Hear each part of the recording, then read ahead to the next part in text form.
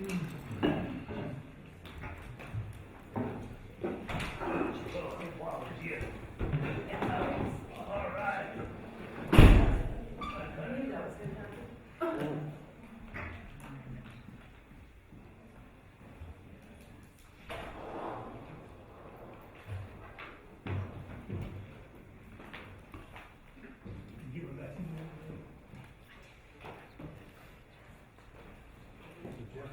you want to pick up,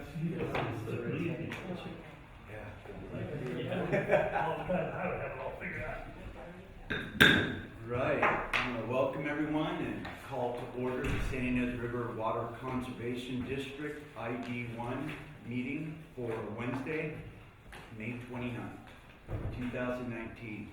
Would you join me in a pledge of allegiance to our roll call? before you do that, Jeff, you want to call we'll do roll call. Yeah, okay. Okay. Sorry about that. Yeah, sorry. Yeah, let's do it. Let's do it. Trustee Harlan Bacardi. Here.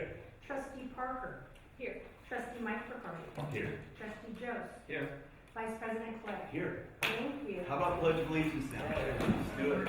I pledge allegiance to the flag of the United States of America and to the republic for which it stands, one nation, under God, indivisible, with liberty and justice for all. Fantastic. Madam Secretary, do we have all the board package and compliance posted in regard to the law?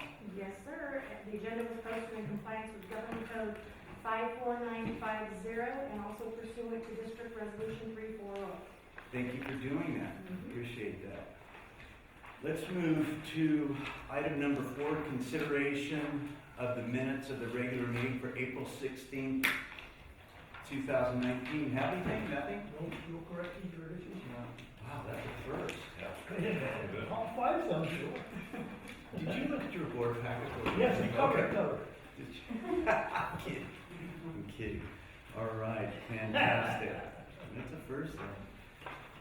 No additions or... So you want to make a motion to approve the minutes and take action on that? I so moved. I'll second the motion. All in favor? Aye. All right, passes 5-0. Let's move to any additions or corrections to the agenda. None? There are none from management staff. Anything done? Okay. You know, I hate to tell you this, but I did have one minor correction. Okay, what was it? On page 2, only very minor, you left out the word office. On line 32 between elections and within. Oh, you're on the minutes. I'm sorry, yeah, I did forget I had one right there. We know what you're talking about, but the word office would fit that sentence. County elected office within 15 days. You left out office.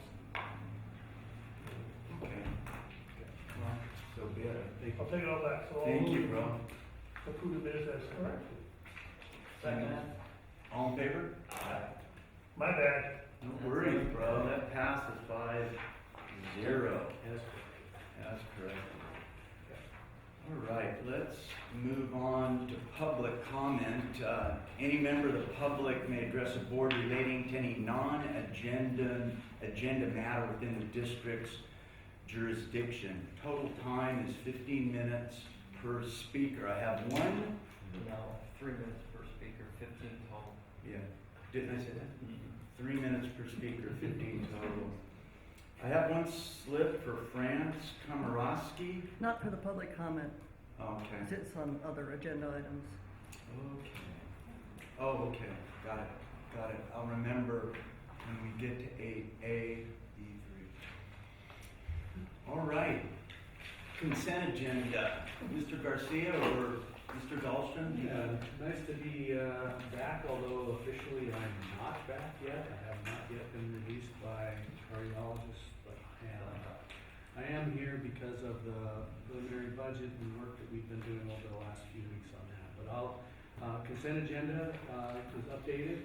You'll see all those updates in bold, and especially the first couple of pages, basically explaining where we are for water supply, water production report, state water project, and any other information. So it's all inclusive of the consent agenda, the board package with updates.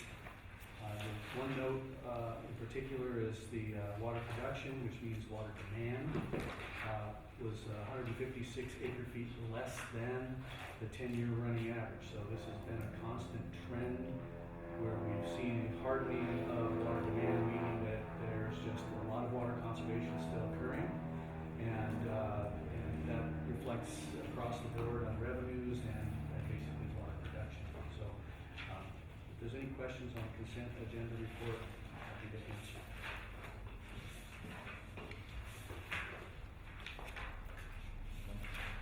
None? No questions, please? Okay, make a motion. Should I move to approve the consent agenda as written? Second. All in favor? Aye. It passes 5-0. Let's move on to item number 8, the manager's report, the status discussion and possible board action on the following subjects. A, district administration. The first item is the Board of Trustees and reorganization. Because of the change in the trustee makeup, we would need to have the board reorganized to select a board president and ultimately a board vice president. It can be done in all one nomination and motion if the board so chooses.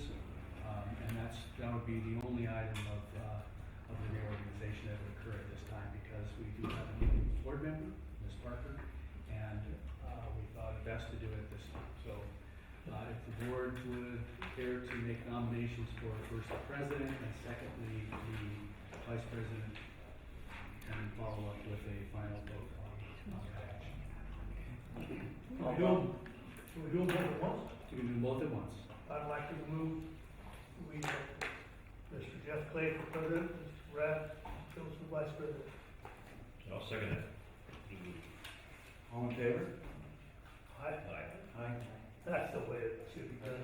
All right, so that passes 5-0 with myself as president and trustee Joes as vice Who president. made the motion again? Is it Harlan made it. Yes, sir. Thank you. All right. Friends, I just want to make sure, because I was reading this, it's A2A or B? No, A2B, the accounts payable. A2B and then 3? The other is the budget. Okay, A2 and then 3. Okay, so Yeah, so it's we'll both keep under 8A. 8A2B. Got it. Thank you. And then number 3. Got it. Thanks so much. Okay, let's move on to item number 2, financial report on administrative matters. So in your blue folders, you will find both the bar chart, pie charts for the revenues and expenses by month, and you're looking at the month of April. So you'll see the bar chart, just a visual indicator that we have revenues exceeding the expenses for the month. And the reason why we have revenues exceeding expenses, because we receive first the tax special assessment infusion from the county, and secondly, we've got late interest rate. That's our savings, basically our reserve accounts held in a joint account under LAIF, which is the local agency investment fund. And those two totals exceed the amount of bottom line for the month. If you turn to page 4 of 4 on the revenue and expenses sheet, you'll see for the month of April, after expenses, $445,475.35. If you take the total of the interest income and the tax revenues, that's nearly $460,000. So because of the water conservation again and demand hardening, our revenues without those two line items, our revenues would not have made our expenses for the month. So fortunately, we do have interest income and we do have the tax revenues that gave us a balance in the positive for the month of April. Total wise, July, this is again July through April, so that's our fiscal year beginning July 1 through the month, through the end, year end, month end of April. Year to date, we have $2,346,325.55, year to date. Just as always reminder that out of this money that we accumulate during the year, we also have annual payments for our debt service, which are bonds, and our fixed payments for our state water project bonds. So that will equate to about 1.3 million that is due June 1st. Again, it's in the warrants to be paid. So bottom line, when you get to that, you have to deduct the amount of expenditures, those lump sum expenditures from that year to date, because that's how we put money in to take money out to pay our debt service. So we are looking at, for just this month alone, about $4.7 million in warrants payable for the month, primarily because of the state water project payment. Those are the two large fixed cost payments that Id1 is responsible for as the contractor. So for the month of April, again, our water sales are pretty much flat line. Again, this is because we have water conservation now an institutional activity. It's just everybody's saving water, and therefore that affects the revenues, and that revenue then affects how we operate throughout the year. So for the bottom line again, we have $455,475.35 as the net after expenses for the month. And if there are any questions, I would be happy to answer them.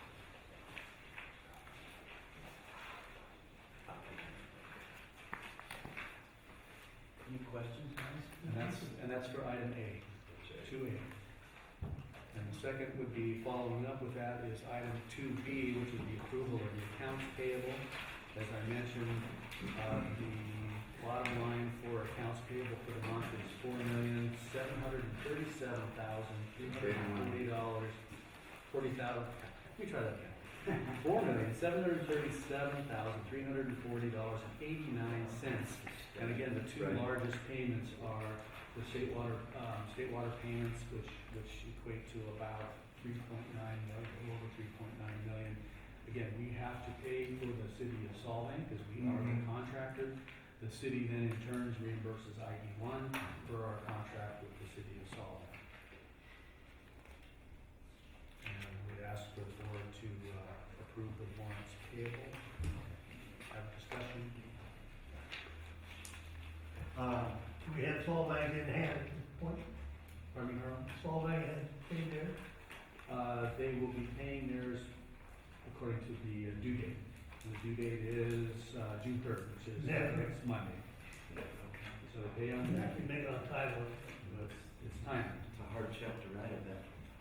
Well, yeah, for anybody. For anybody. I have a slip for France. Are we on the, Yeah, it's A2, I think is what you want, and then B3. Yeah, I I just think have it was. questions about two things on the warrants list.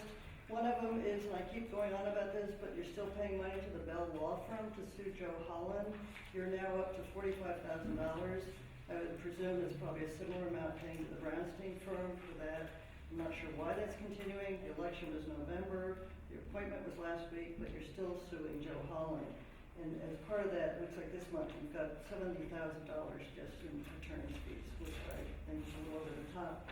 The second question I had is on, at the very end, there's a bill from Woodward Fence for $22,000. As I understand that was over the issue that I raised last December when I had a question about a little parcel of land over in our homeowners association. Mr. Dahlstrom said he would look into it. He did. He made us take down our bridle paths. He made us take down our fences. He's now fenced that area off. So I'm paying $22,000 for a fence around a little tiny parcel of land. And I invite you to go look at it. It's at the southeast corner of Still Meadow and Baseline. And not only is it fenced off so that nobody can walk across it, but now nobody can even get into it. So your own employees can't get into it because it doesn't have a gate. It's just a little spike fence there, just to make sure the neighbors know that Id1 owns that little piece of property that they'll never use. They bought it for a pump station, it's too small, it's not using it, but there it is, all fenced off, and the weeds will probably grow, and the neighbors will probably try to maintain it again. So that $22,000 kind of irks me. I think that's a waste of my ratepayers' money. Thank you, Franz. If I may clarify that fence, this is a combination of several fences and security fences that we have around our reservoirs that were also repaired and replaced, particularly we have one at the office yard here, so that's been replaced. So this is not a single item cost, it's multiple items. I don't think that was ever bought or secured, whatever, for a well location. Pardon me, Harlan? A well location? That parcel, the district purchased that parcel, that small, I think about a third of an acre. That is set aside for a pump station. A pump station? Pumping station, moving water from zone 2 to zone 3. That's district property, it's been surveyed, it's been fenced because of a request to have the property maintained, which we have, and fenced to have the proper alignment of a equestrian trail that went through the district property, which creates a liability to the district. So we fenced that off to minimize the liability, and that is a blank piece of parcel right now, but there's always been a plan for a future pump station to move water from zone 2 up to zone 3. Right. So again, that's not just a single two or three rail fence that's out there that costs multiple fences. Right. Hey Jeff, I didn't turn in the speaker slip, and I suppose Please. turn one in. Against my better judgment, I just feel compelled to say something. And what's your name again? Chip Wolfrant. Okay. I live at 1950 Still Meadow. The little piece of triangular property in question is at the corner of Still Meadow and Baseline. I have, for the past 12-ish years, been riding my horse across that little piece of property without causing any problem for the district. It's actually where I have taken and told my kids when they get to Baseline to wait for me going one way or the other. So you all, and I thank you for the 12 years that you did this, you all provided a wonderful place of safety for me and my kids. I wish I would have known that there was going to be a concern about it. When I heard there was a concern raised, I actually did come and talk to a couple of district employees, and Jeff, you and I talked. Yes. And I was then very surprised when survey markers popped up, because it just struck me as, this is an Orange County or, some other place where, we need to fight and have survey markers put up and stuff. And then I came home from the wonderful little fundraiser at Ballard School just down the hill, and there was actually a fence that had popped up in, the couple of days, actually, just the posts. So Jeff, that's actually when I sent you a text message. I'm sorry if I seemed a little angry in No, the it's text okay. message, but it just strikes me that we are too much here in the valley lately becoming too Orange County-ish. And I know this is just a little fence, it's just a little triangle area. There's actually, in my other time in the world, I'm an attorney, there are actually statutory provisions that protect you from liability for allowing property to just be used for passive recreation. They're pretty complete as long as it's just passive recreation. That's all that was happening out there. If I had known that there was a concern about maintenance, I would have driven my riding lawnmower the block down the street, and I would have mowed it or taken my weed whacker over there. And it's a giant bummer because now there's sorry for using this term, but there's a stupid little fence, it's about this high, that literally has no gate in it, so nobody can get in there to take care of it.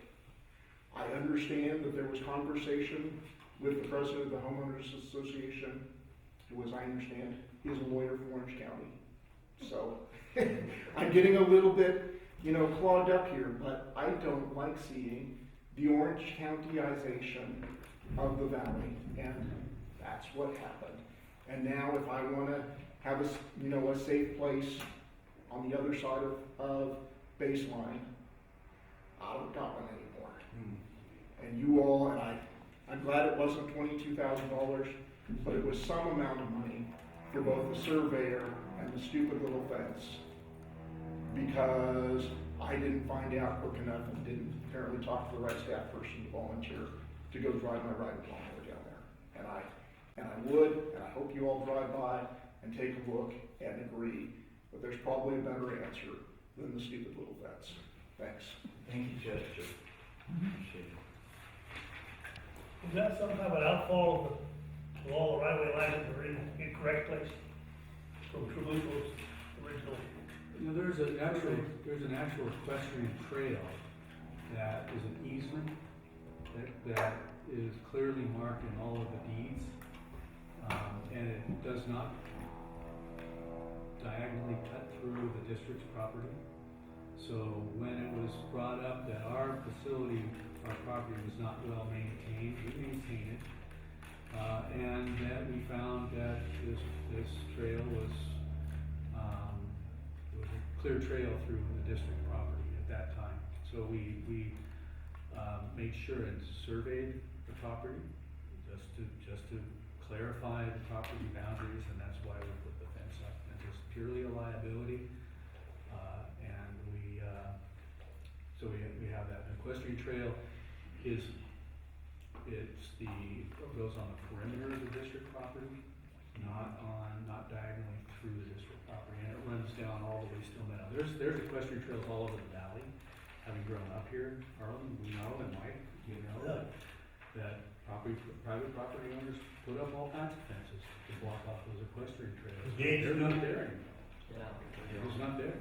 So, this was brought up by a private property owner on Still Meadows. We took care of the issue and Certainly a did. fence that matches with all the other fences on Still Meadow, on Lower Still Meadow Road. So that property is, it's owned by Id1? or Yes. is that- And is there any future need for that property? That's, eventually, that could be a pump station right there. And you foresee that Yes. might be Yeah, needed yeah, there? that's the only interconnection point between zone 2 and zone 3 where we have large diameter pipes. So there is a turnout already underground at that location. So when we get the need to put a pump station in, and we have the financial ability to do that, that's when we'll have to make the plans for that and to make the installation. But right now, we don't have to do that. Jeff, can I clarify one point? Because I'm sorry, I'm the property owner who brought it up, that I think Chris is referring to. I'll give you 30 seconds. Okay, no, I brought it up in December, and what I was saying was that the adjacent property owner, who's the judge from Orange County, she and her husband were maintaining that property. Right. They didn't mind maintaining it, they didn't know whose it was. Right. And when I brought it up at the meeting, it was like, that was when I saw a list of property, and I asked, does Id1 own that property? And that's when I found out, yes, it did, and I said, oh, well, the neighboring property owner is maintaining that. And that's when Mr. Dawson said he'd look into it. And then that's what happened, is the survey and the fence and everything else. They would have been happy to continue to maintain it if somebody had just asked them. They would have rather had that than the stupid little fence that's around there now. Thank you so much. Thank Fran. you. By the Appreciate it. same token, if they had stubbed their toe and fell on their lawnmower or something, we'd get our butts sued because. No. Harlan, I will never sue you over anything. I'm not talking about you. Okay, guys, let's reel it in. Let's reel it in. If you have, Can I just speakers, close the please, record on this? go ahead. I don't recall it ever being reported to the board that any landowner within Still Meadow was maintaining that property. That is not a part of our record. It's the adjacent property, and that's why the. I know you're saying that, I know you're saying that now, Ms. Komorowski, but it Oh. was never brought to our attention, and if it was, I don't know if that would have been acceptable to the district. I don't know Probably that the not. district can have private individuals maintaining district property, but just to clarify the record, that wasn't brought to our attention originally, that someone else was maintaining the property. What was brought to our attention, as you correctly noted, is by you, the fact that the property was not being maintained according to your satisfaction. And in response to that, we did go out, and that's when, as Mr. Dahlstrom noted, we saw the equestrian trail going through our parcel. And so the unfortunate thing I'm seeing is the district being somewhat whipsaw here, because there was a complaint by one of the members of the Ballard Meadows Homeowners Association about the condition of the property. We went out there, we had it surveyed, good fences make good neighbors. We spoke with the president of the Ballard Meadows Homeowners Association. We didn't tell her a fence was going in. We asked her, what would you think about the district putting in a split rail or similarly styled fence to the ones that are all over the surrounding area? And she in fact responded very positively to that and said, we really appreciate you asking, that would be a great idea. And so we thought we were responding appropriately and for everyone's benefit to address the problem that you raised. And now, we're being criticized for it. So there's no small irony in the fact about how this has all transpired. And we regret now that we're back on the other side of the fence, if you will. But we think that we made a reasonable accommodation to put in a fence that is half as high as the fences that go all the way down baseline on both sides in terms of Orange County enzization, or forgot what you said, Chip, but No, it's fenced all the way down baseline, and so I don't think that we contributed anything extraordinary in terms of the hardscape or ice-scape of that area. And we thought, like I said, that we were making amends and doing a good thing with the Ballard Meadows Homeowners Association in response to something that you asked us to do. So, May I volunteer as a member of the community to, if we all could have a discussion, because there is a discussion going on in the broader community about trails and particularly roadside trails, and you guys are gonna probably be a very important part of that discussion. To ask you all Yeah, if I can join in get that on the this agenda. discussion, that would be great. Yeah, we can get that on the Great, agenda, thank you. as it pertains to Id1 business. of course, Exactly, yeah. Right? And the board has not had a chance to discuss this yet. We've given the public plenty. No, I mean, do you guys have anything to say about item number 2? So we'll close the. Yeah, it's done. Can I Yeah. say something? I think if you're gonna continue this discussion, you need to re-agendize it for the discussion, because right now you're on accounts payable. Yeah. Right, right. Yeah, Right. Yeah, Chips matter, absolutely. We can re-agendize And that. I suggest, rather than trying to have a board session on an item that really isn't in front of you right now, that you should have put that on your next agenda for discussion. No, absolutely. My comment was this, Gary, that the board did not have a chance to comment on accounts payable or the presentation, number 2 in general. We haven't even got to that point yet. Was not entertaining that at all. Thank you, though. Appreciate that. Do you guys have anything to say? No? Make a motion to pay the bills. I'll move to approve the warrant list as approved. Second. Oh, third. All in favor? Aye. Passes 5-0. Move on to item number 3, fiscal year 2019-20 preliminary budget. Yeah, I'm gonna fire this up and see what we got here.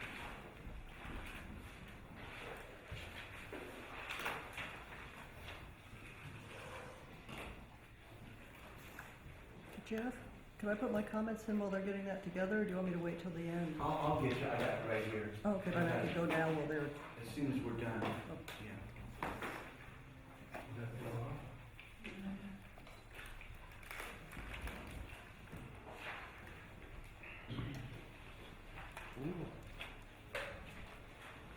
While we get our technical connection between the CSD's monitor or camera and computer here. Yeah.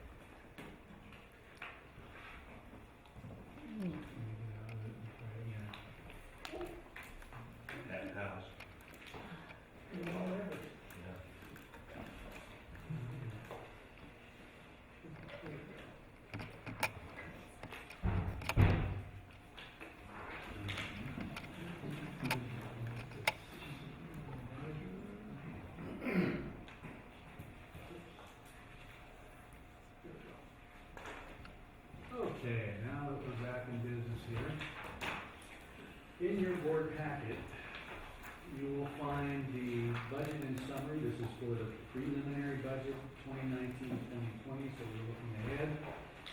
And also looking what we have done in 2018-2019. So up on the screen, you'll see the budgets per accounts, and in your board packet, you'll see both a summary item of all the accounts, or summary item of the budget, as well as the actual Excel spreadsheet budget that we put together. So just look for some background information on budget preparation. Of course, this is the district's one of the most important documents that's prepared by management for the Board of Trustees. This is a financial plan that looks not only backwards or within the fiscal year that we're operating under, but looks forward into the next fiscal year. What we look at and how we plan and prepare this budget is based on this one is based on the 2016 water rate study.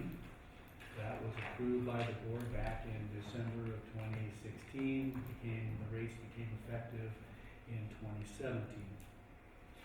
So we look at that water rate analysis, including the cash flow, what we've seen in the fiscal year, and looking into those forward years according to the water rate study. We then look at the outcomes from the prior or the current fiscal year that we're in, all the line items, excuse me. We look at each one of those line items and see based on 9-month actuals, and then we project to the June 30 year end, and that way we can compare how the next year's budget is going to fare and compare to what was predicted in the 2016 water rate analysis. So basically what we're doing is ground truthing based on what we're actually projecting, or actually our actual expenditures and our revenues. We look at those and we ground truth to the looking forward items that we had in that water rate study, and that's how we developed the draft budget, at least the preliminary budget at this point. So what we look at again, and we look at throughout the budget, what's required, regulations, debt service mandates. I mean, we go through all of the revenues and expenditures line by line and determine how we have budgeted for the past fiscal year compared to how we are in as we go through the fiscal year to actuals, and that's how we derive the current preliminary budget. So we don't necessarily look at what the water rate study projected, and if you go back to that water rate study, just in simple terms of revenues, the water rate study projected $12.8 million in revenues, and you look at what we are right now, and a water rate, and we basically ground truth the accounting, and our budget, a reality budget, is more like 11 million, right around that particular area, which is shown. Sorry about that. And we got a little bit of. So you look at the bottom lines here. This is again the revenues, the revenue box. It's in your board package as well. So the revenue category is sales and service and assessments and fees. Those are the two major. Those are the two categories of revenues that the district generates. Now, the most important part of the revenues, of course, are what we see in water sales and meter charges. That is the district's primary revenue source. So looking back at, again, the water rate analysis, those water rate analysis numbers were higher than what actually is happening in the fiscal year 2018-2019 and year-end actuals. So we take those numbers and we look at the trends and we come up with the revenues that make most sense. If you look at our budget category for 18-19, just take a look at that one category. You go to the bottom line. We budgeted $11,372,965 based on the 9-month actuals, then projected 10 months, 11 months, and then the final June through June 30th. The actual is projected to be $11,553,535. That's as close as you can get in a budget throughout the whole year. So that's the revenue stream. Again, one of the major factors in the revenue stream for those main 3 accounts, and those, here's again, I'm going to point these out: agriculture, domestic water, and rural residential limited ag water sales. These make up the bulk of our revenues for everything that we do. So based on what we budgeted, what our 9-month actuals, what we project through the end of the fiscal year, that's how we derive these numbers. Again, the water rate analysis had higher numbers than these, but this is basically ground truth, I keep going back to that word, and actually what we expect to generate in revenue sources. So, along with all of the technical side of how we look at developing the budget, we also have to follow other uniform instructions for government accounting, which we do in this budget. We look at, we have a QuickBooks, our QuickBooks accounting system, we look at that. That basically tells us what the actuals are.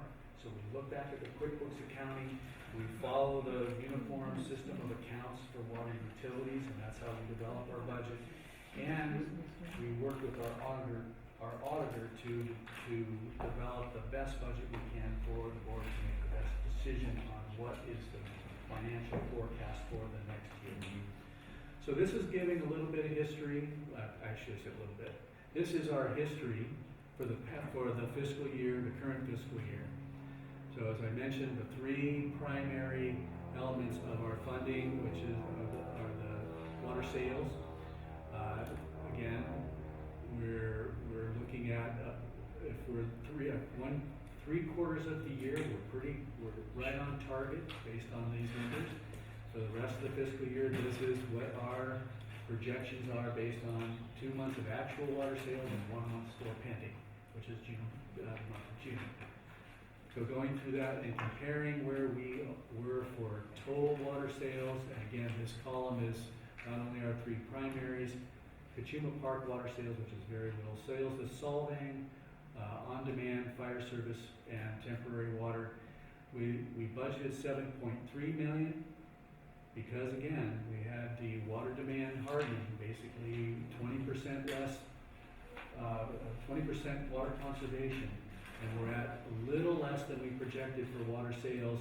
What we budgeted and what we're looking at actual is less than year in. So based on that, looking forward to the next fiscal year, we want to make a conservative but a realistic estimate of what we are looking at for our water sales for the year.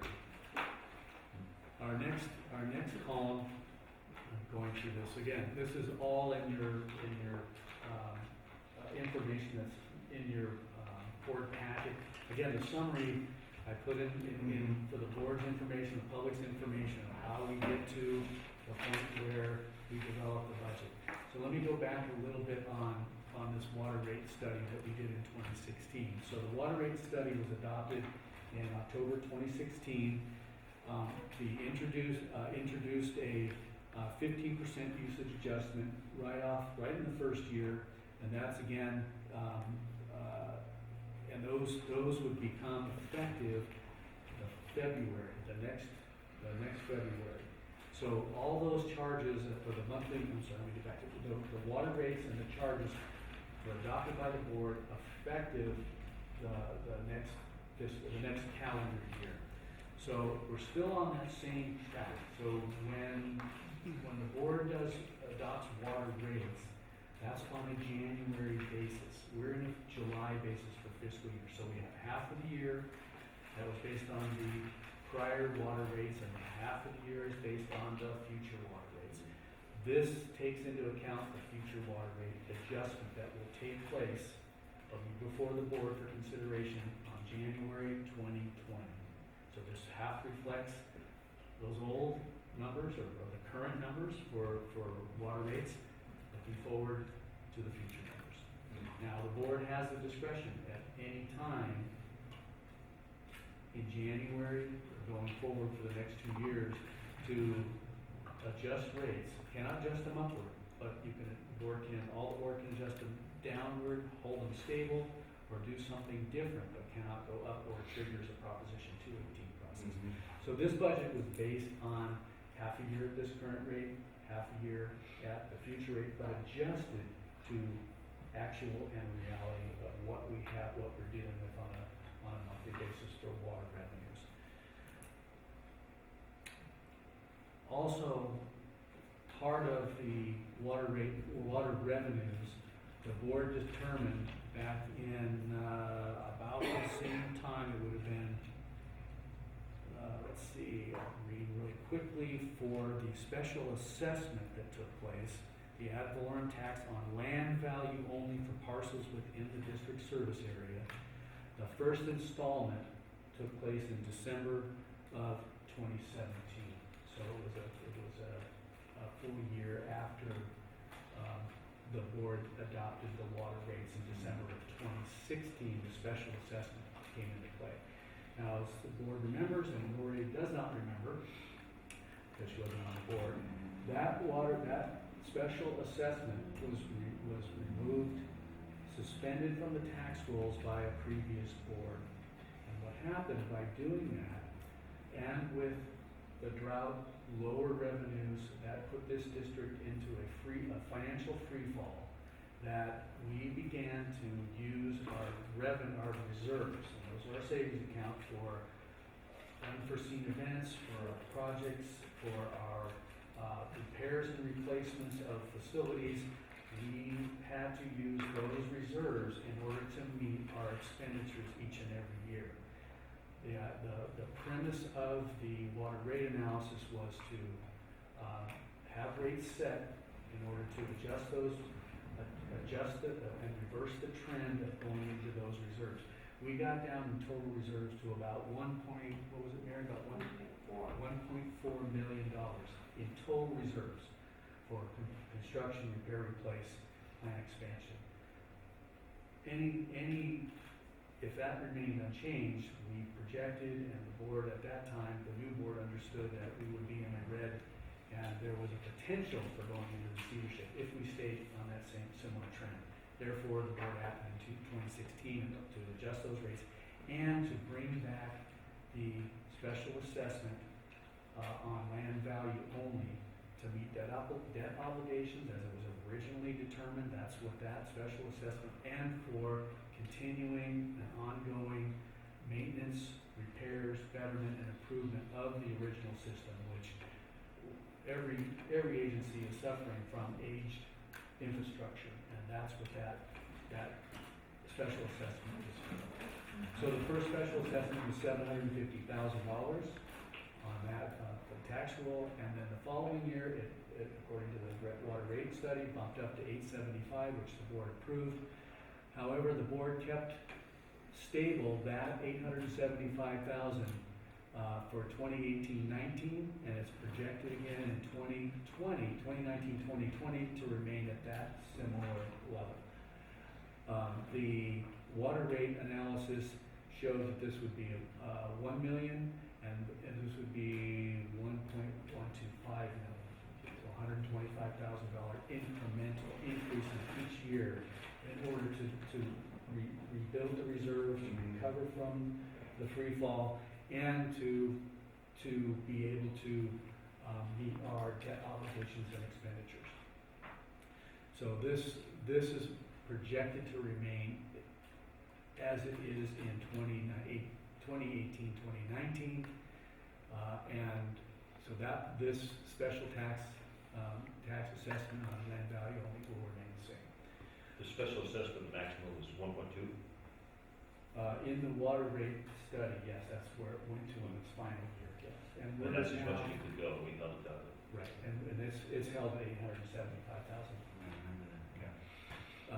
The board can choose, again, to adjust this, and this would be adjusted in a fiscal year versus if the board wants to change water rates, that is on a calendar year. So January would be the board's opportunity to change water rates or adjust them downward, not, or stabilize them, but not going up. Of that figure there, Chris, how much is it, we talking if we didn't raise the rates next January? How much of that figure is, how much is that in there? So this represents, it would change, I did a calculation on this, this would be about a 2.5% change. 2.5%? Right. So if you just multiply 2.5% times On the the water sales. take it down, it would be on, the domestic rate would be a little over 2%, 2.5% on the agriculture. Yeah, about 2.5, overall about 2.5%, between 2.5 and 2.7% off of what these numbers are right here. But keep in mind, Brad, that we also, this is inclusive of this. So of what we look at for our reality. Right. So we have to look at what our actuals are and what we actually project it's going to be. So these numbers were higher in the water rate study than they are here, only because we have to do that reality check on what our actual revenues are going to be forecasted. Interest income, again, so here's some incidental under the sales and service, so new service fees, fire service fees, reconnection fees. We budgeted about 76,000. We're looking at about 84,000. Looks about the same. The only thing we have is new service fees. We did see a bump up in new service fees for new customers. So in the fiscal year, mainly they were attributed to those accessory dwelling units that the county is allowed to, or the state is allowed to put, have properties put on second units, second residential units. I'm going to shift down to the assessments and other fees. So looking at this, these are our other categories. We've got interest income. Each year we look at what we have in our LAIF account. That's our best account as far as an interest rate recovery. Mary, where are we with LAIF right now? I think it's about 1.7. So it's improved over the years. At one point it was down to Whopping 1.74. Now we're at 1.7%. So this is based on what we actually get from our LAIF income. Our interest income from our local agency investment fund. And this is what we're still looking at. It's not a lot of increases, but the increase did occur because we are building our reserves, and that is a really good thing. No annexation fees. We don't have any properties that have requested any annexation to the district. We do have minor application fees. We budgeted $14,000, but you can see it was only about $5,200. Therefore, we changed the revenue stream on that. Capital facility charges. Now that is new customers coming into the district that want water service. What they're doing is paying capital facility charges that are buying back into the water system. It has no effect on our current customers. So these are direct results of new water services. Those capital facility charges go to paying for infrastructure that we have and buying back into that infrastructure. We budgeted $75,000, $129,000 so far, and that's been a big jump because of those ADUs. And we're looking at about $150,000 with the pending applications that we still have, and some of the CFCs, capital facility charges, that are yet to be paid. We're thinking that this is going to cap off at some point. We had a peaking or a spiking of those applications, but we're now seeing a slowdown on those applications. So we want to be conservative. Same thing, there's all other incidentals in here that we have for reimbursed labor. This is our cost for our field labor that's outside of the normal activities that happen. We budget 75, you can see that we didn't use all of that, or we didn't generate that. Next on other revenues, grants, loans, insurance, we budgeted 15,000, it came in at 34,000, and Mary, refresh my memory, but I think that was for the. The rate stabilization fund refund we received, That's right, yeah. Yeah, we did. that was about $15,000. So but again, we're conservative, that we may not see that kind of rate stabilization fund refund in here. So, and then we get to, the last is we have to show, in the accounting process that we, the public agency, we are the contractor for state water project. We have to show any revenue that we receive, payments from the city of Solvang for the state water project contract. It goes through our accounting system, it shows as a revenue, but it's paid out, it's a pass-through payment, basically. So this somewhat skews our budget. Let's see if I can get on the thing again here. It somewhat skews our budget, because if you take the $2.7 million and you look at $11 million as our budget, well, you've got to subtract about $3 million out of that. So our budget is about $8.3 million, something very close to it, $8.5 million. Same thing applies going forward. The state water charges, of course, are going up. This is mainly due to the Department of Water Resources. So that revenue we're going to see from the city of Solvang comes in and goes out the next day. So our bottom line, we're looking at our revenue source for the next fiscal year at $11,751,494. Very similar to our budget, and it's very close to our actuals that's projected through June 3rd of this year. So as far as increases go, again, we look at our sources of revenue, mainly our water sales, and we had to temper those with what really is occurring on an actual basis. And that's mainly because of water conservation. Again, keep bringing water conservation. At one point we were at 55%. Ratcheted it back to 55%, which affected our revenue stream. We're still at 20%, and that's hardening. So now we have less water demand, which means less water sales, and therefore that had to be reflected in our revenue source for our budget. So this is our budget line for the next fiscal year. Again, it's not any significant increase. We're looking at. Chris, before you move on to that, Please go ahead. Solvang purchased like some extra water for $316,000. Going up to Solvang water sales? Yeah. Yes. And refresh my memory, why did they need that water? Or Well, what's that? they had to Solvang purchased water from us during the extended shutdown of the state water project. Okay.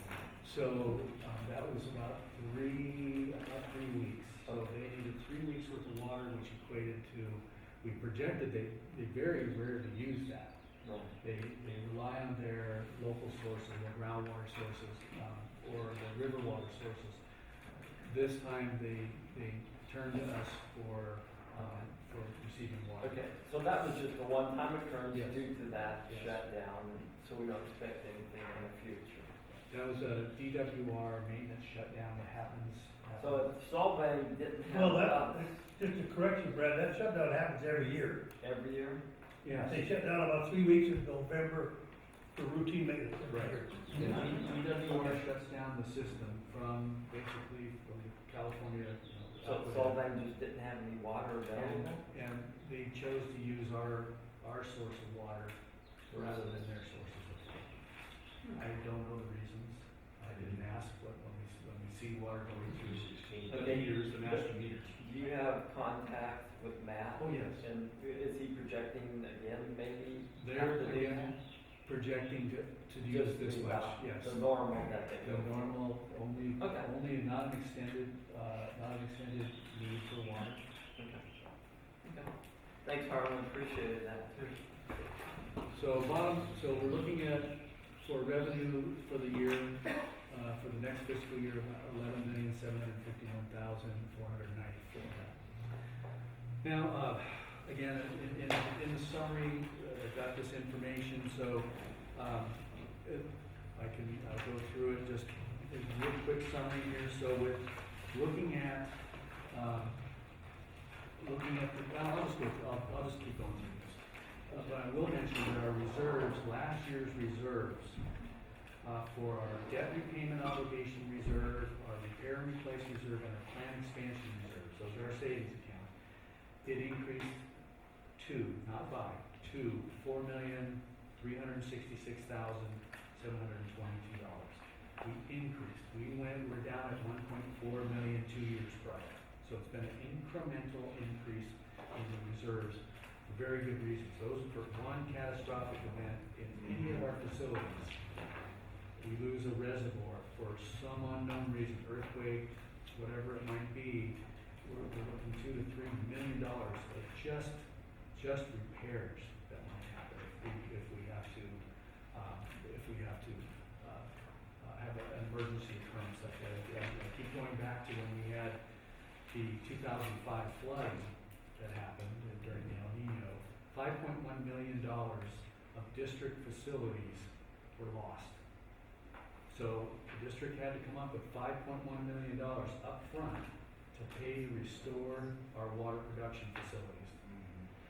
Fortunately, we were able to recover that $5.1 million from FEMA. So that put us at cost neutral. But in any given event, we could go into those reserves for emergency needs, and every district, every public utility has those reserves. In fact, when rollout and Field and Rollout did an analysis of what our reserves should be, they were up at $12 million in reserves, up around that same point. Rather than we got down to 1.4 million. But that was 3 or 4 years ago. What is it now? We haven't done that yet. Yeah, 3 or 4, yeah, that was at least. I came on. That was done in 2012, 2013. Well, I guarantee things are not getting cheaper. No, they're not. The good trend right now, Yeah. from this year, we're still accumulating reserves, so this is a good good thing. Going in the right That direction. as of March 31, we're looking at, instead of $4.3 million, we're actually looking at about $6.8 million worth of accumulated reserve. Now, again, the debt service reserve goes in, Right. goes out, and we have to pay that. So Right. so the two reserves that are really important are the repair replace reserve and the plan expansion. So we went from $3.4 million, we're now at just a little over $5 million. So that's always a good thing moving forward. And we do have reserves that are the $3 million for the state water project in the event solving defaults. We are the contractor, we have to pay those. Okay, so let's keep going. Again, in your board packet, you'll see summaries and when we're looking at this particular budget line item here, so we're looking at a 1.7% increase compared to this year-end increase right here. This year-end actual. So that's all. We're just looking at a 1.7% increase from the past fiscal year to this one. Now, that said, the water rate study was 7.2% higher than what we're projecting here in the next fiscal year. All right, moving downward. This is now our expenses category. I'll keep reflecting back to the revenue side. So the expenses category, our single largest expenses are our source of supply. Paying for our sources and those items that are related to our water supplies. Kachuma project, we are a contractor under a member unit contract for for purchasing water. We projected 410,000 from the Bureau of Reclamation and cost. That increased from about 188,000 because as board members, we talked about the Bureau and the deficit budgeting. Because of the drought, the Bureau did not project correctly what the revenue sources, or what they charge us to pay, so we had to make it up. So this is made up, and again, this is a cash basis. We looked at it a cash basis. We have an accrual basis because the Bureau's fiscal year is October versus our fiscal year is July. So we have split of fiscal years, and therefore we have to look at it from our fiscal year standpoint. We still have this kind of a outflow of cash to the Bureau of Reclamation. So now we're projecting forward, that deficit from the Bureau of Reclamation would be repaid because now we're no longer getting zero allocation from the Bureau of Reclamation. We've got 100% allocation, so going forward in the next fiscal year, we're looking at about a $283,000 payment to the Bureau of Reclamation. Keep in mind, it was $188,000, so the Bureau of Reclamation's costs are going up. This is only for raw water. It doesn't have, there's all kinds of other Kachuma project-related costs, which are down further in the budget, but this is just for our participation. Now, keep in mind, in 2020, this contract expires in September of 2020, and I guarantee these rates are gonna increase. So, we projected that this would be, again, a conservative expenditure, but we don't have the crystal ball for the federal government at this time. I'd love to have that, but don't have it. Again, we have another associated cost with the Kachuma project. In the contract that we have now, it's called a renewal fund. This is for paying for any kind of activities that are related to the Bureau of Reclamation, fisheries, anything that right now goes toward fisheries and offsetting costs. The renewal fund is about, it's $10 an acre foot in total. Our share is about, because we have our allocation, our full allocation is 2,651 acre feet. Our share of the cost is 10%, 10.31% of that, so we're about, we estimate about 26,000, a little bit more in expenditure. State water payment, our next largest outgoing of funds. This year, we had $814,000. The reason why it was down from prior fiscal years is we received what's called rate management credits from Department of Water Resources. All the contractors did. So ours was reduced from a typical $1.2 million rate management credits of about $400,000. Therefore, our budget in 18-19 was $814,000, when we are projecting about $783,000 as our total. This is our new budget presented by this Central Coast Water Authority and DWR. We're back on the same cost basis that we have been in prior fiscal years. So we're gonna, and one of the other things that we also have to be aware of, the Bureau at any time may have a supplemental invoice related to what's called the OMP&R charges. Basically, it's transportation minimum charges. The Bureau projects out, but if those transportation charges to move the water through their system end up to be more because of pumping, anything else, the Bureau, or I'm sorry, DWR then will supplement those charges and therefore add more money to us. So this is reflecting no supplemental invoices in the next fiscal year. So our cost is $1.3 million for our state water and our exchange water. City of Solvang payment went up from $2.7 million to $3.1 million. Same formulas. Next are groundwater charges. This is what we pay to the San Ynez River Water Conservation District as our share of related.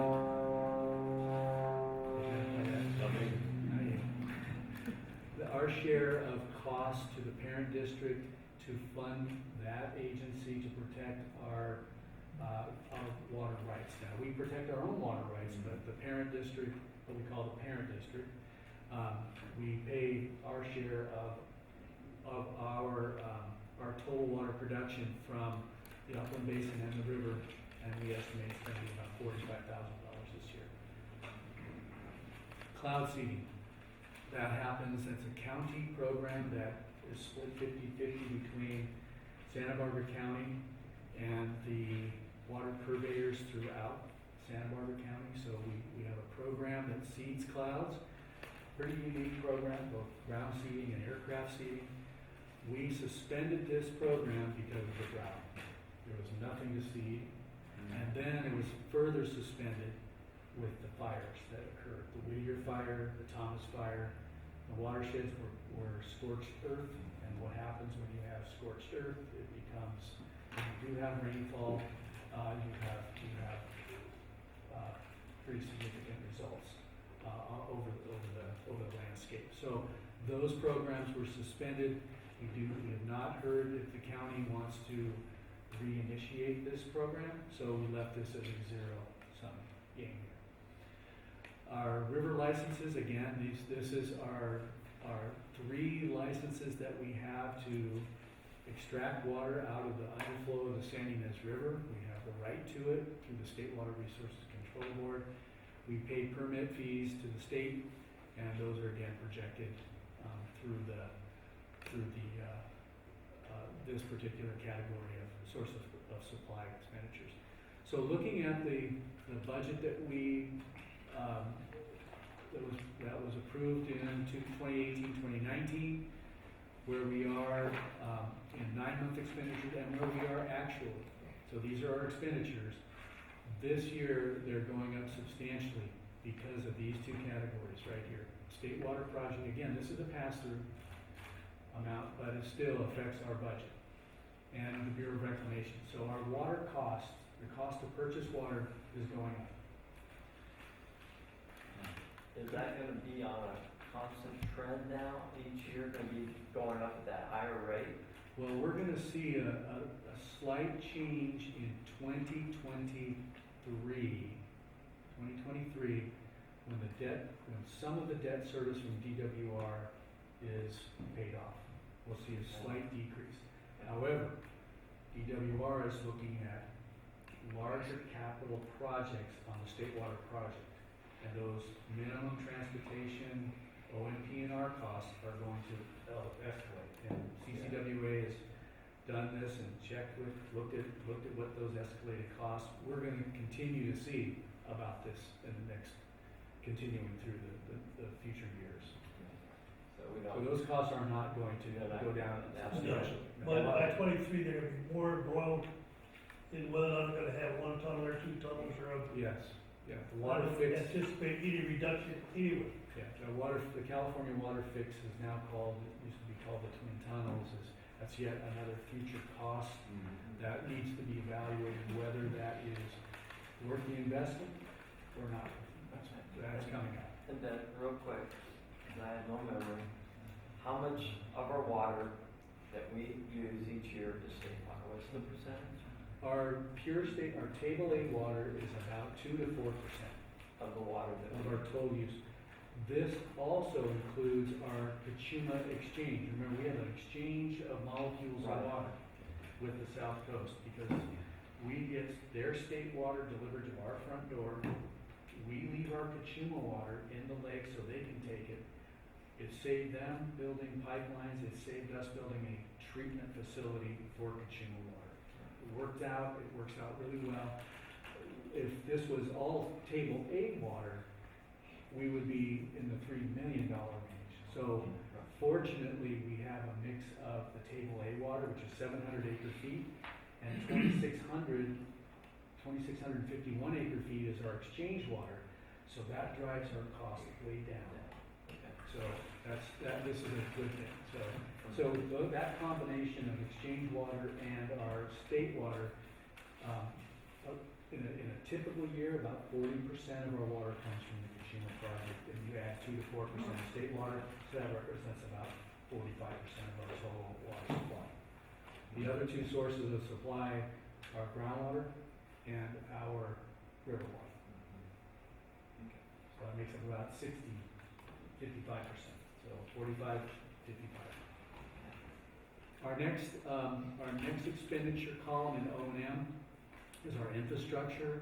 I won't go into too much detail about this, but basically what we're doing is we budgeted 84,000, we're looking at 90,000, and what we need to do is we need to, we've deferred maintenance, not capital maintenance, but just daily, monthly, annual maintenance on our facilities. So what we're doing is we're catching up in years of deferred maintenance. So you'll see that we have some mains that we need to maintain. And again, these are installing small valves, installing hydrants on, installing valves on hydrant laterals. So that's part of the maintenance that we have, that ongoing, when valves break in. They've been in the ground for nearly 60 years. And when you go to turn a 60-year-old valve, it's been exercised multiple times, and then suddenly the stem breaks. So you've got to go in, open it up, you've got to do some repairs. So these are maintenance items only, they're not capital items. So there is a substantial increase. There's a $50,000, $60,000 increase there, but that's maintenance. Chris, real quick on that, 'cause I know like in Fufia, we had one of those break, Right. okay? When they break as an emergency, that is, versus scheduled, what's the price, cost difference, is there? That was a Saturday, so you're talking over. Yeah, Right, yeah. right. When if we have a valve break, and it's a valve that our field crew can handle, it's a field crew in-house cost. If it breaks in a critical junction, or if we end up at Refugio and Highway 246, if we have a valve break there, that's in the Caltrans right away. We have to have, and that's 13 feet down right away deep. So Right. we have to have Caltrans, Caltrans permits, we have to hire a contractor to come in, put safety shields in. That goes from in-house cost of maybe it's $4,000 of in-house cost versus $30,000 or $40,000 of outsourcing. So these, And that comes to capital. so these, maintenance that we're gonna try to get back on schedule is a lot cheaper than just knee-jerk reaction to. Exactly. This is our in-house maintenance. So Okay. this is all part of salaries and materials that the district buys. So it's labor and materials within the district's control. Okay. On to the next expenditure is pumping. Our pumping costs come from PG&E. So this is all of our, we budgeted 590,000, we have 442,000, we project $552,000 in PG&E. Pretty close. The reason why we didn't hit the 590 is because we were using more of, we used our local sources rather than our state water project and our Kachuma water that has to be pumped up from zone 1 all the way to zone 3, or zone 2 to zone 3. So we used our zone 3 wells and our zone 2 wells, and those pumping costs are far less than moving water up the entire 3 pressure zones. So that's why we saw a slight decrease. We're looking at about the same, and of course PG&E is going to raise their water rate or their power rates. Yeah. So this takes into account PG&E's bump up. Okay. Again, maintenance, these are all maintenance items, in-house maintenance that you see here. Water treatment. These are our chemicals, our chemical costs, $40,000. We had a combination of groundwater, our river water, and our Kachuma water this year, so we were about 20,000. We thought we would have higher chemical costs, but we fortunately have good vendors and they didn't raise the rates, their vendor costs. We're gonna project out about 25,000 because we expect, we've seen it through CCWA, our agency we're a member of, their chem costs are going up. Again, maintenance, disinfection equipment, these are all items that that are needed to operate our facilities and to disinfect, treat water, and get it into our distribution system. You can see 67,500 was the prior year budget. We're at 43,000, so this is a drop in our category this time. So just by $10,000, but we think that we're not going to have the higher cost, a little bit less cost in water analysis. Well, actually, water analysis is going up, but overall, just less cost. Now, we get into the transmission and distribution. This includes all of our field labor, the health, the benefits packages, all of the items that are needed for not only to distribute water and transmit it through our system, but to make sure that everything is in working order.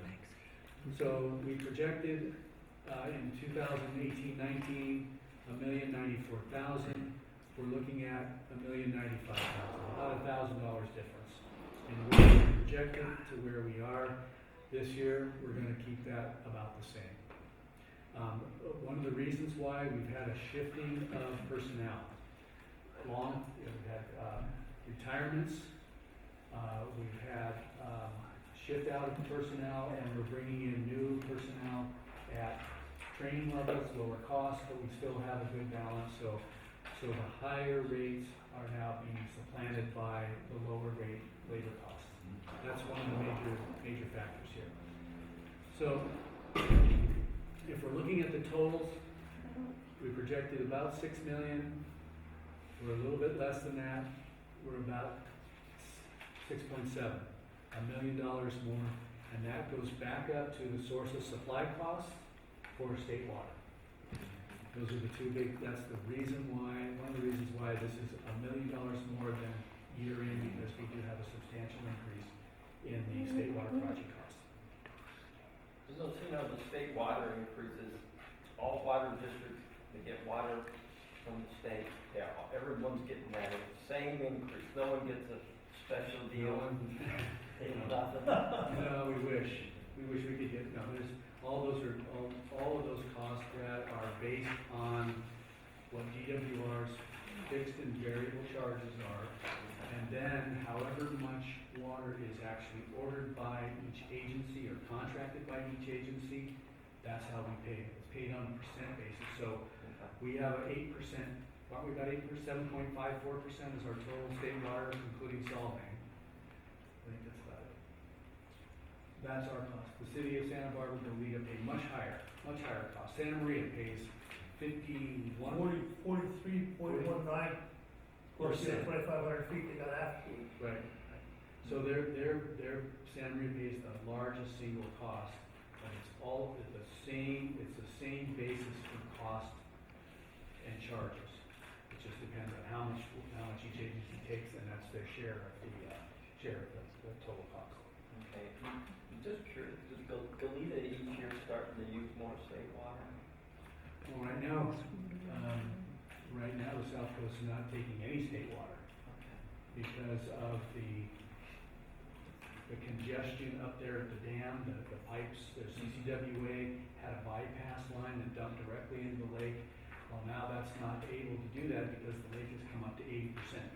So CCWA can't use the bypass line, but they can't use the pin stock that goes through the dam to push water into the lake because there's water going out for fisheries that can't be blended.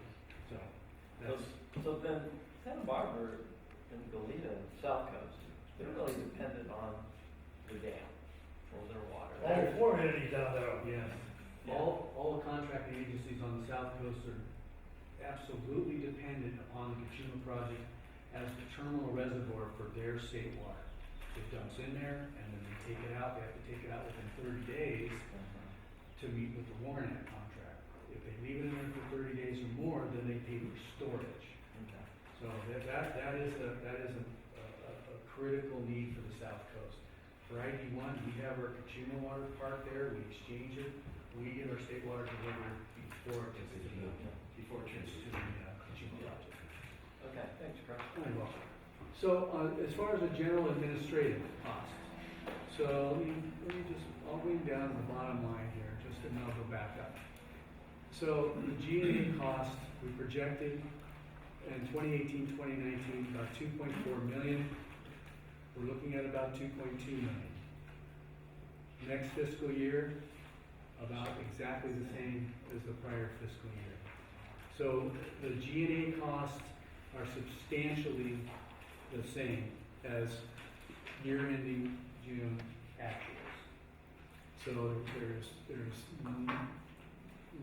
virtually very little cost changes or budget forecasting changes in the next fiscal year. Of course, we're going to have salary increases, hopefully salary increases.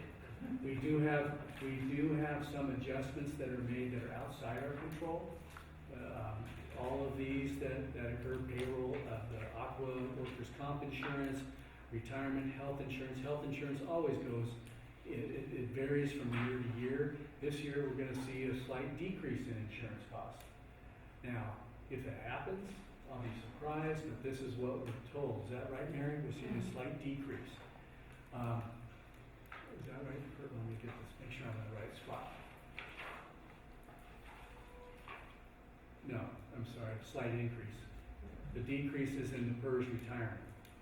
And that's long-term pensions that agencies have, that this agency has for its employees. So that is a downward trend only because those employees that were hired here, that spent many years here and retired, or they left the district, we had a couple of those. That's changed now, and this is reflecting a slightly lower salary base. Our health insurance, yes, that did increase, and again, that's out of our control. Anthem Blue Cross, they increased their costs. Delta Dental, again, a slight increase. Same thing with the vision, stays pretty consistent with what we budget, but we're looking at about 1,800. We just project conservatively that in case there are increases. Salaries, looking at the cost of living, the board considers the cost of living and changes in the final budget. This year, Mary, I might rely on you to go through that, the cost of living, Sure. if you want to explain. No problem. Essentially what we do at the 9-month mark every year is we go to the Bureau of Labor and Statistics, and we compare ourselves to the Los Angeles, Long Beach, Anaheim area. There used to be a Santa Barbara County area that we were able to encompass or incorporate and compare to. However, that has gone away, so this is the closest comparison we can do. So basically what we do is we do a 9-month average from July to March, from 18 to 19, and then we look at the difference between the 2 years, and that's how we come up with the percentage change. Sometimes there is a change, sometimes there's no change at all. And this year the factors came out to be about 3.5% change in the cost of living. So. And agencies, we look at other agencies and what they're doing as well to make sure that we're consistent with other agencies. Central Coast Water Authority, all the other independent special districts as well, and those numbers are all right in line. Looking at the post-employment benefits, those are retired benefits and costs that are some costs. We look at 285,000, about 237,000. We're projecting a little bit less this year. These are all other remaining are education dues and subscriptions, office maintenance, office supplies, computer supplies. These are all to make the administrative side operate and run. Utilities, all of those things. We have special services for underground services alerts, inventories, securities, answering services. We have government fees that we also pay for. Insurance and bonds for our trustees, and then of course we all have to pay payroll taxes, and then we have every year we have required auditing and accounting that we do. We also, all of those remain very consistent from the prior year. Now, going into our general legal, we have Brownstein Hyatt Farber Schreck is our general legal counsel. We projected 30,000, we spent 56,000 for various reasons, all of which were primarily to represent the district on general counsel basis. We're projecting 55,000 for the next fiscal year. And again, this is in alignment, general legal counsel, and typical agencies of our size, and we've projected that through for the next fiscal year. Stradlin, Yucca, Carlson, Ralph is our employment lawyer. So each year we have to look at updating our employment employment. What am I getting to? Each year we have to comply with employment law. So our employment lawyer keeps us up to date, and you'll see periodically, which we have in this board package, in the personnel manual updates that occur either in January or July. It seems like the state law always happens and triggers at those points. So that's a fairly minimal amount, but we did have a need for additional employment law advice this year. So we're projecting about 5,000 for next year. Consulting costs, these are for outside consultants on a small need basis. We have planning and research. We're having interns this year, so we're going to be hiring 2 interns from Cal Poly. One to help us for office administrative work, and the other to help us on some engineering work. So it's a very good way to work with students that are coming in that want to break into the water industry. So we have this as a line item this year. We always have that in a line item, and we typically have that as outside services. This year we're dedicating that to 2 interns for the summer. Because I want that in the newsletter too. Yep. Yeah. Write the debt off, and so this year we're projecting about $556 of bad debt write-off. We're projecting, this is year end, this is what we're looking at for next year, if we get to that. The other 2, trustees fees, miscellaneous vendors, and customer refunds, those are pretty typical of what we've done in past years. So bottom line on the G&A, general administrative, 2.4 million, we're at 2.4 million. So no significant changes in the expenditures for the next fiscal year. So if we take the total G&A and O&M expenditures, remember to back up to that general, the operations and maintenance again being the state water charges. We budgeted this year 8.3 million. We're at 8 million. Year end, we're looking at 9.1 million because of those state water and those source of supply charges that we have. Let's move into the next category. This is our debt service repayment not associated with the state water project. That debt service is reflected up in the state water charges that we just looked at, the 1.3 million. This is our other debt. This is our USBR Safety of Dams repayment contract that the district entered into an arrangement.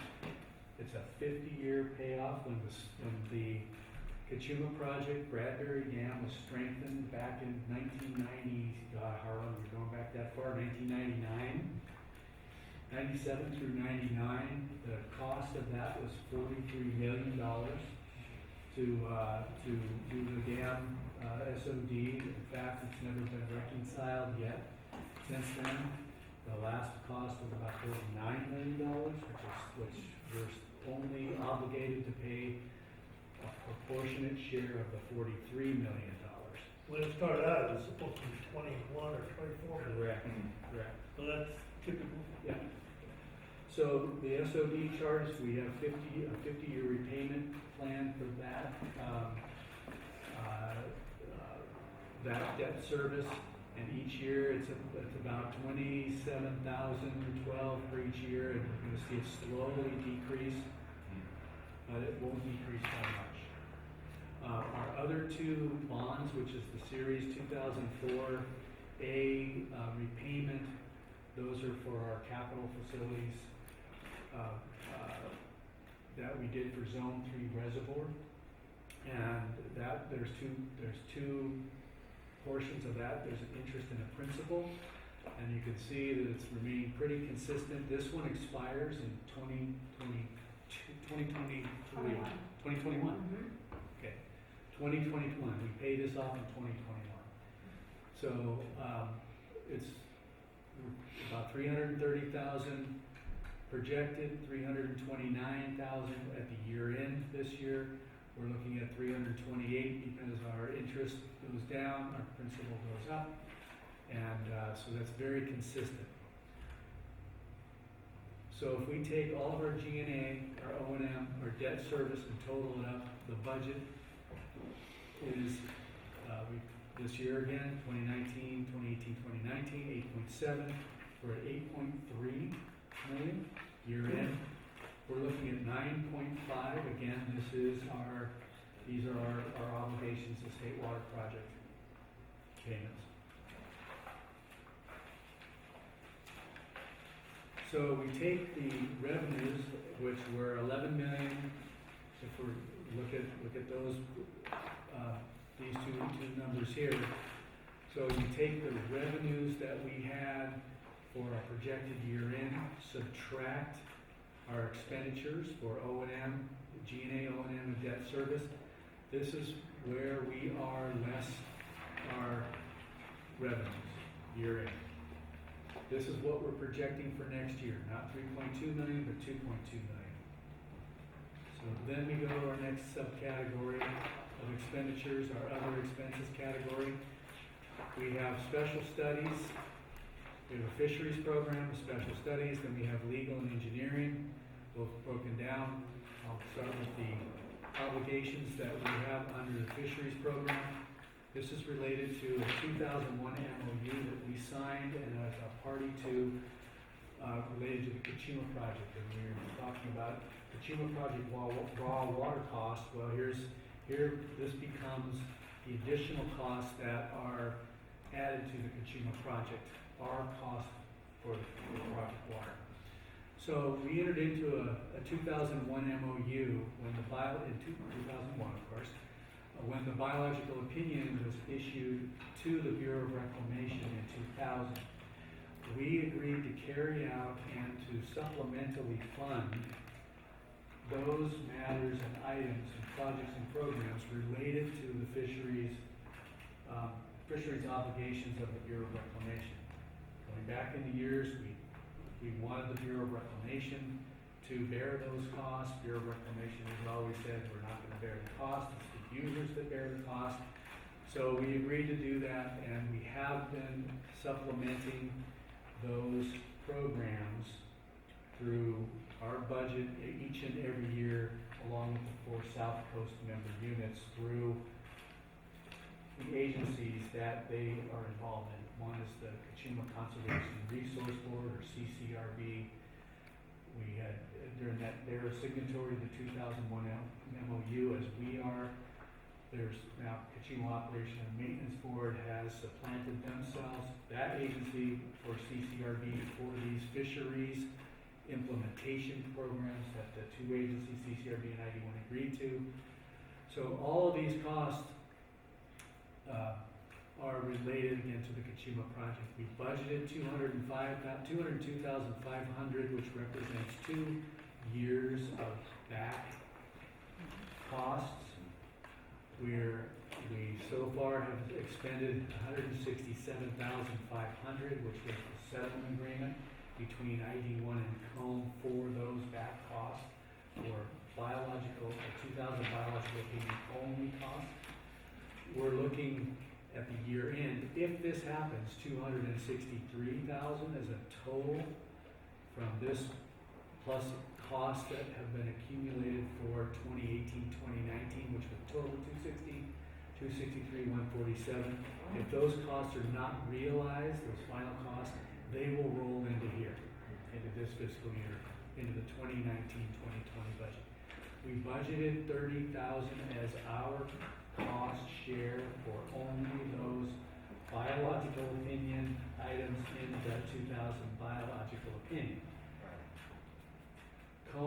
since, Kachuma Operation and Maintenance Board since put out their budget for this line item only, and it's $996,000, so our 10.31% share would be about $100,000, which we budget $30,000. That's where we're gonna budget. Yeah. Associated with the Kachuma project again is the biological opinion and reconsultation process that we are in now with the Bureau of Reclamation. We are a party to that process, not the formal Section 7 consultation, but the Bureau of Reclamation relies on our expertise, particularly some CCRB, but particularly ID1 because of Stetson Engineers and their history and long time hydrology engineering on the river. So we are participating in this reconsultation with Stetson and Hanson Environmental, our biologists, our expert biologists. We have budgeted $132,000. We've spent so far $71,000. This is our expectation by year end. We think we're still going to have some cascading costs across into 2019, 2020 for this reconsultation, but we hope it's not. We're hoping that it's not $50,000. Then we have our ESA expert, Best and Krieger.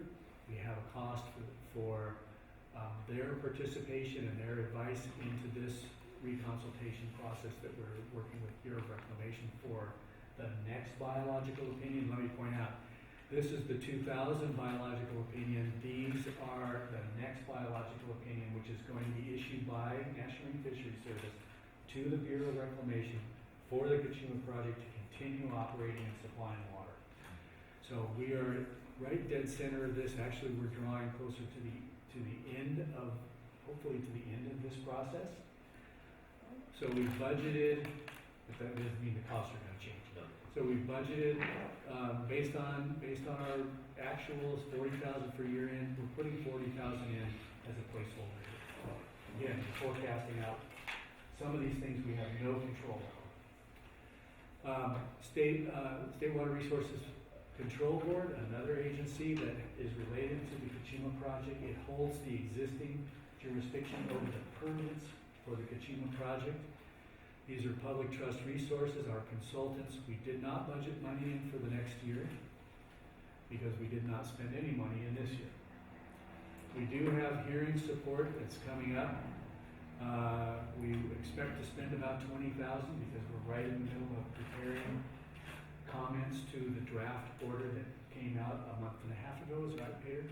So we hope that will be our cost for the year with a little carryover, a little additional into the next fiscal year.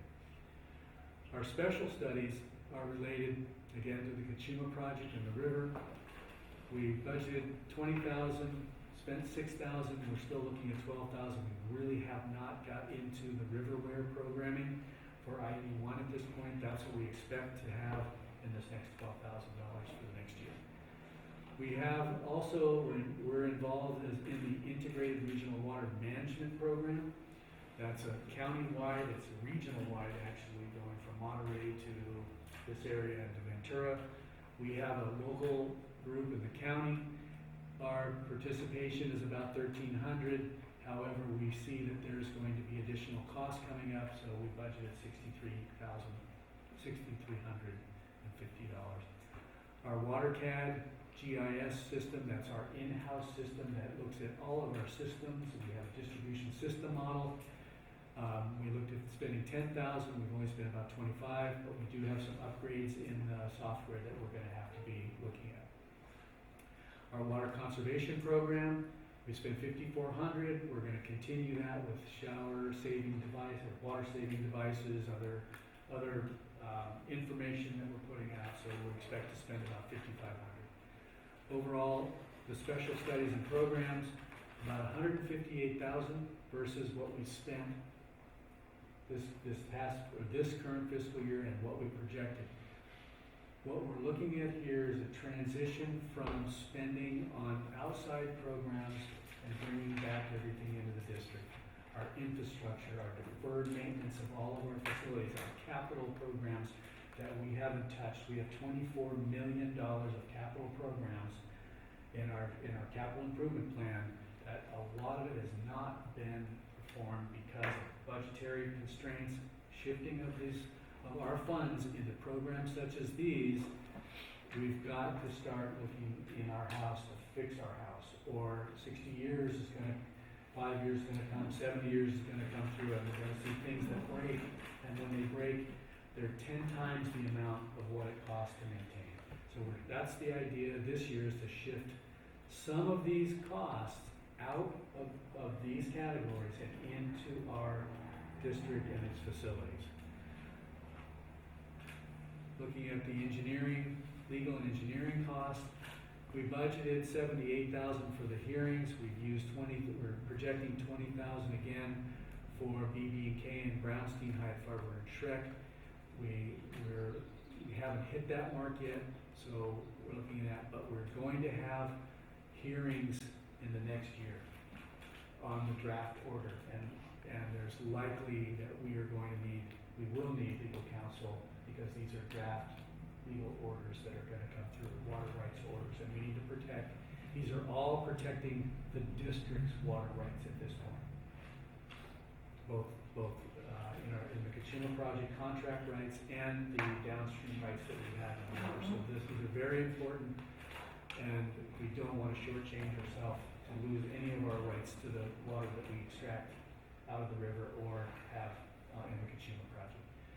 Unanticipated and extraordinary legal costs. Brownstein, Hyatt, Farber, Schreck, we projected $15,000. We've spent $201,000. We're looking at a final $252,000 for the year. These are defending the district in litigation. We had a tort claim defense. We have threat of litigation. We've had Kachuma Operation and Maintenance Board litigation versus Id1, and we have the county, Joe Holland versus Id1 versus Joe Holland for election and water code issues. So we're looking at, this would be the conclusive for the year, tailing down. We hope to have these all resolved and settled the remainder of the year, and next year it'll be, we hope that these are not foreseeable costs and unforeseen costs. This is our employment lawyer. We had an employee issue, and therefore this reflects the employee issue. We want to keep that very conservative. We'd like to have zero, but we have to have a little bit.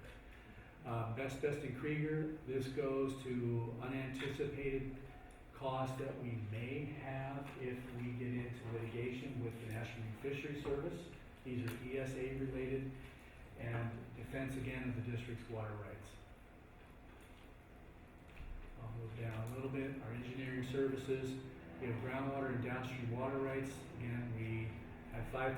We've got about 9,100 in what we've expended in our downstream water rights. This is for our special engineering consultant, and we expect our downstream water rights to still be challenged and looked at. So we're going to be making sure we have some funding for that.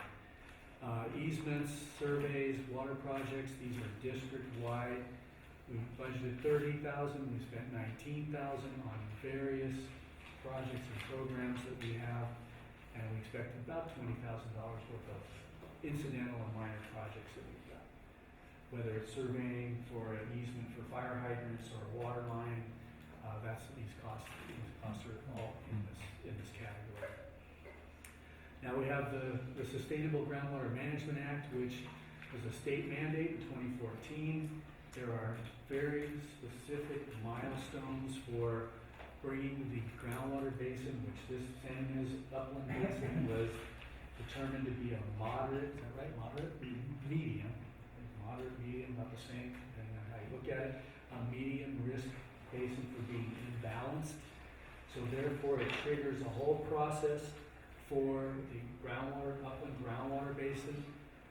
We have formed a groundwater GSA, Groundwater Sustainability Agency. Sustainability Agency. We are a party to that agency, which involves us, the city of Solvang, parent district, and the county water agency.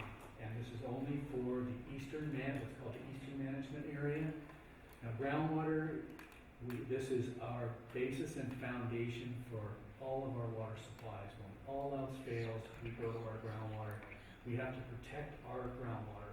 And this here, the Sustainable Groundwater Management Act, these funds are meant to do just that, protect our water supplies in the groundwater basin.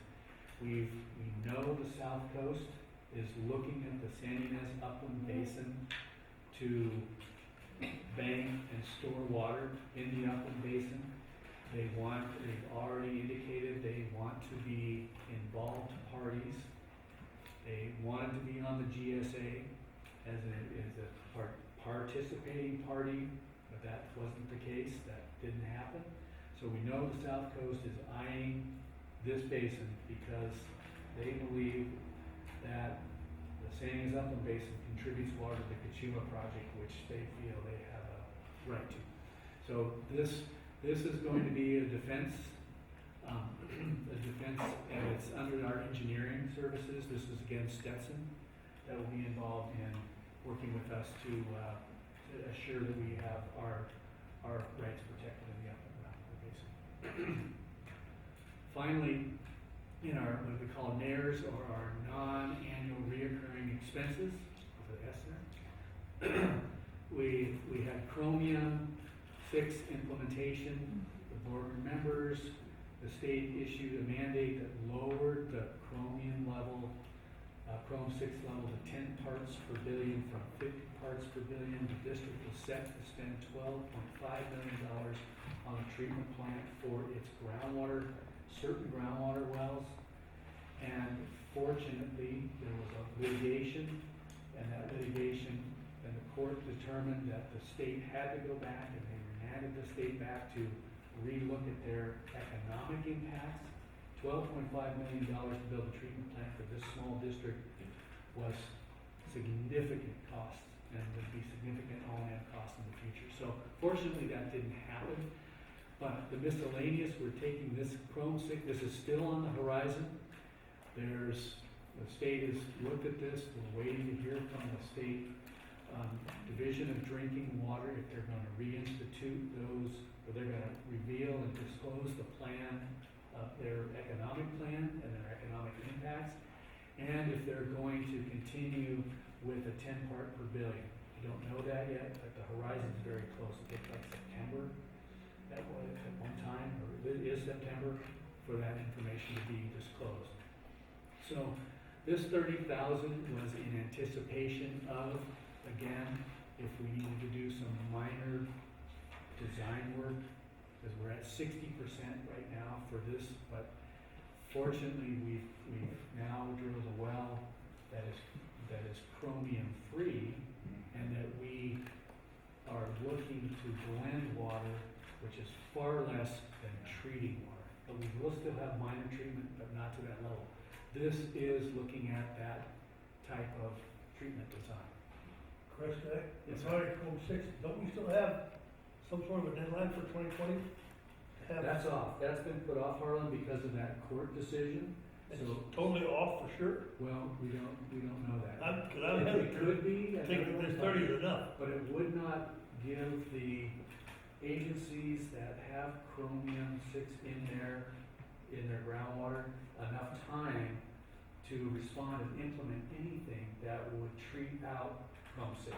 Therefore, what that means is that water, if that time was so compressed, and if you can't treat it, and you're violating that MCL or maximum contaminant level, you shut down the system like we did before. We shut down our groundwater, those groundwater wells that were high in Chrome 6, and that was at the height of our. Yeah, they were a big well. So we had a convergence of all the worst things happening. So this, if the state keeps the 2020 deadline, then there's going to be some legal implications with that. I would hope so, but I still wonder if 30,000 is enough. It's, again, this is a budget forecast. Yeah, I know that. If things go really south, we'll be back to the board and looking how to take money from one place to one line item to another line.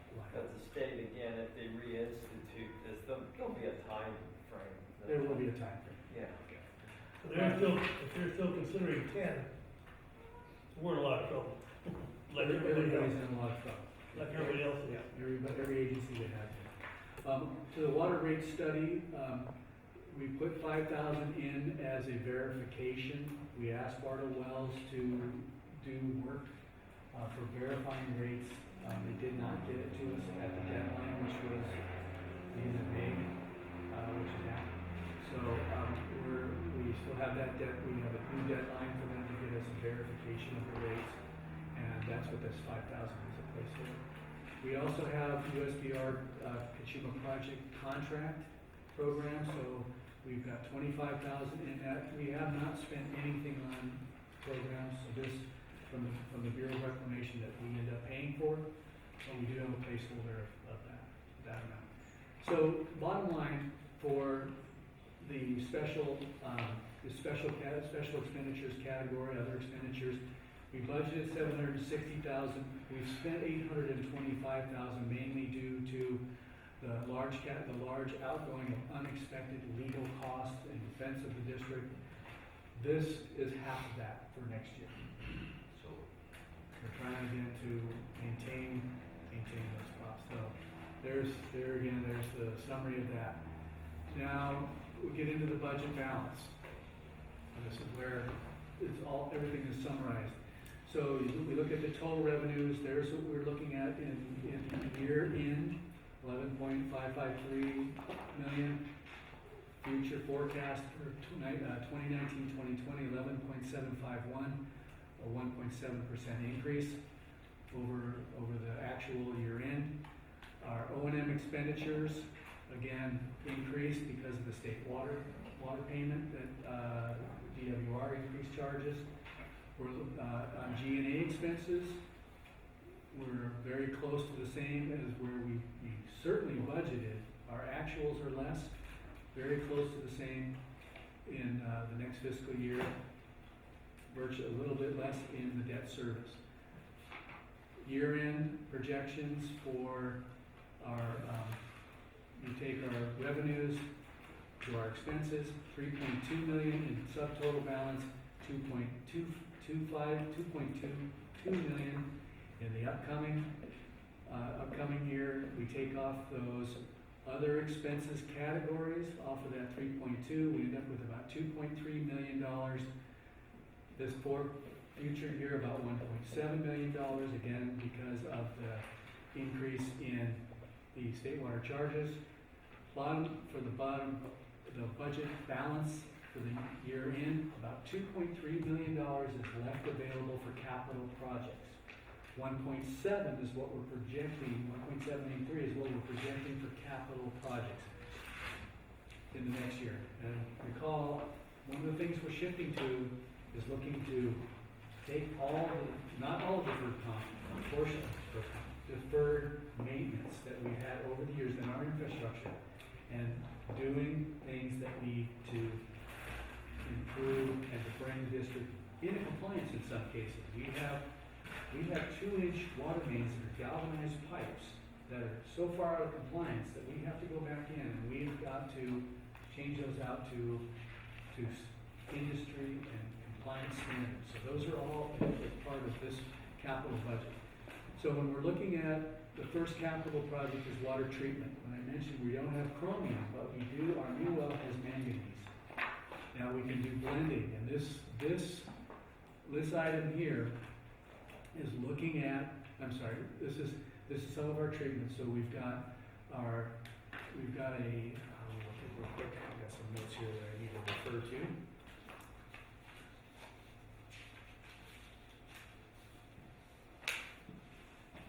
Got it.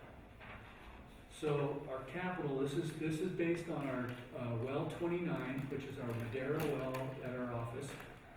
By the way, we pump tested that at 900 plus gallons a minute, sustained pump testing.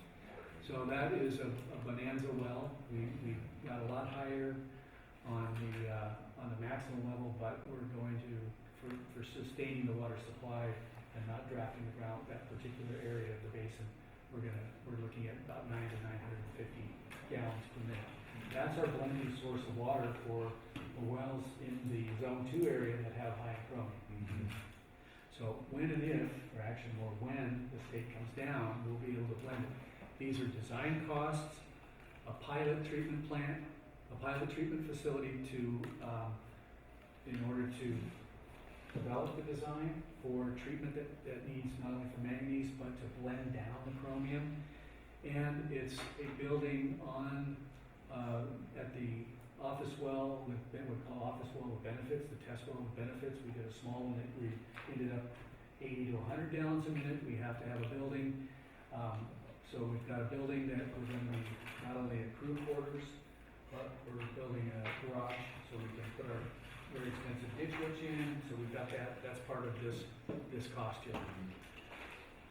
The blending station, that is again for the Madera wells. This is the pipelines, the reconstruction of any facilities that we need in order to make the blending facility work. So these are all related to well 29, chromium 6, and the blending facility for manganese, and to increase recover the water production that we lost from wells 1 and 2.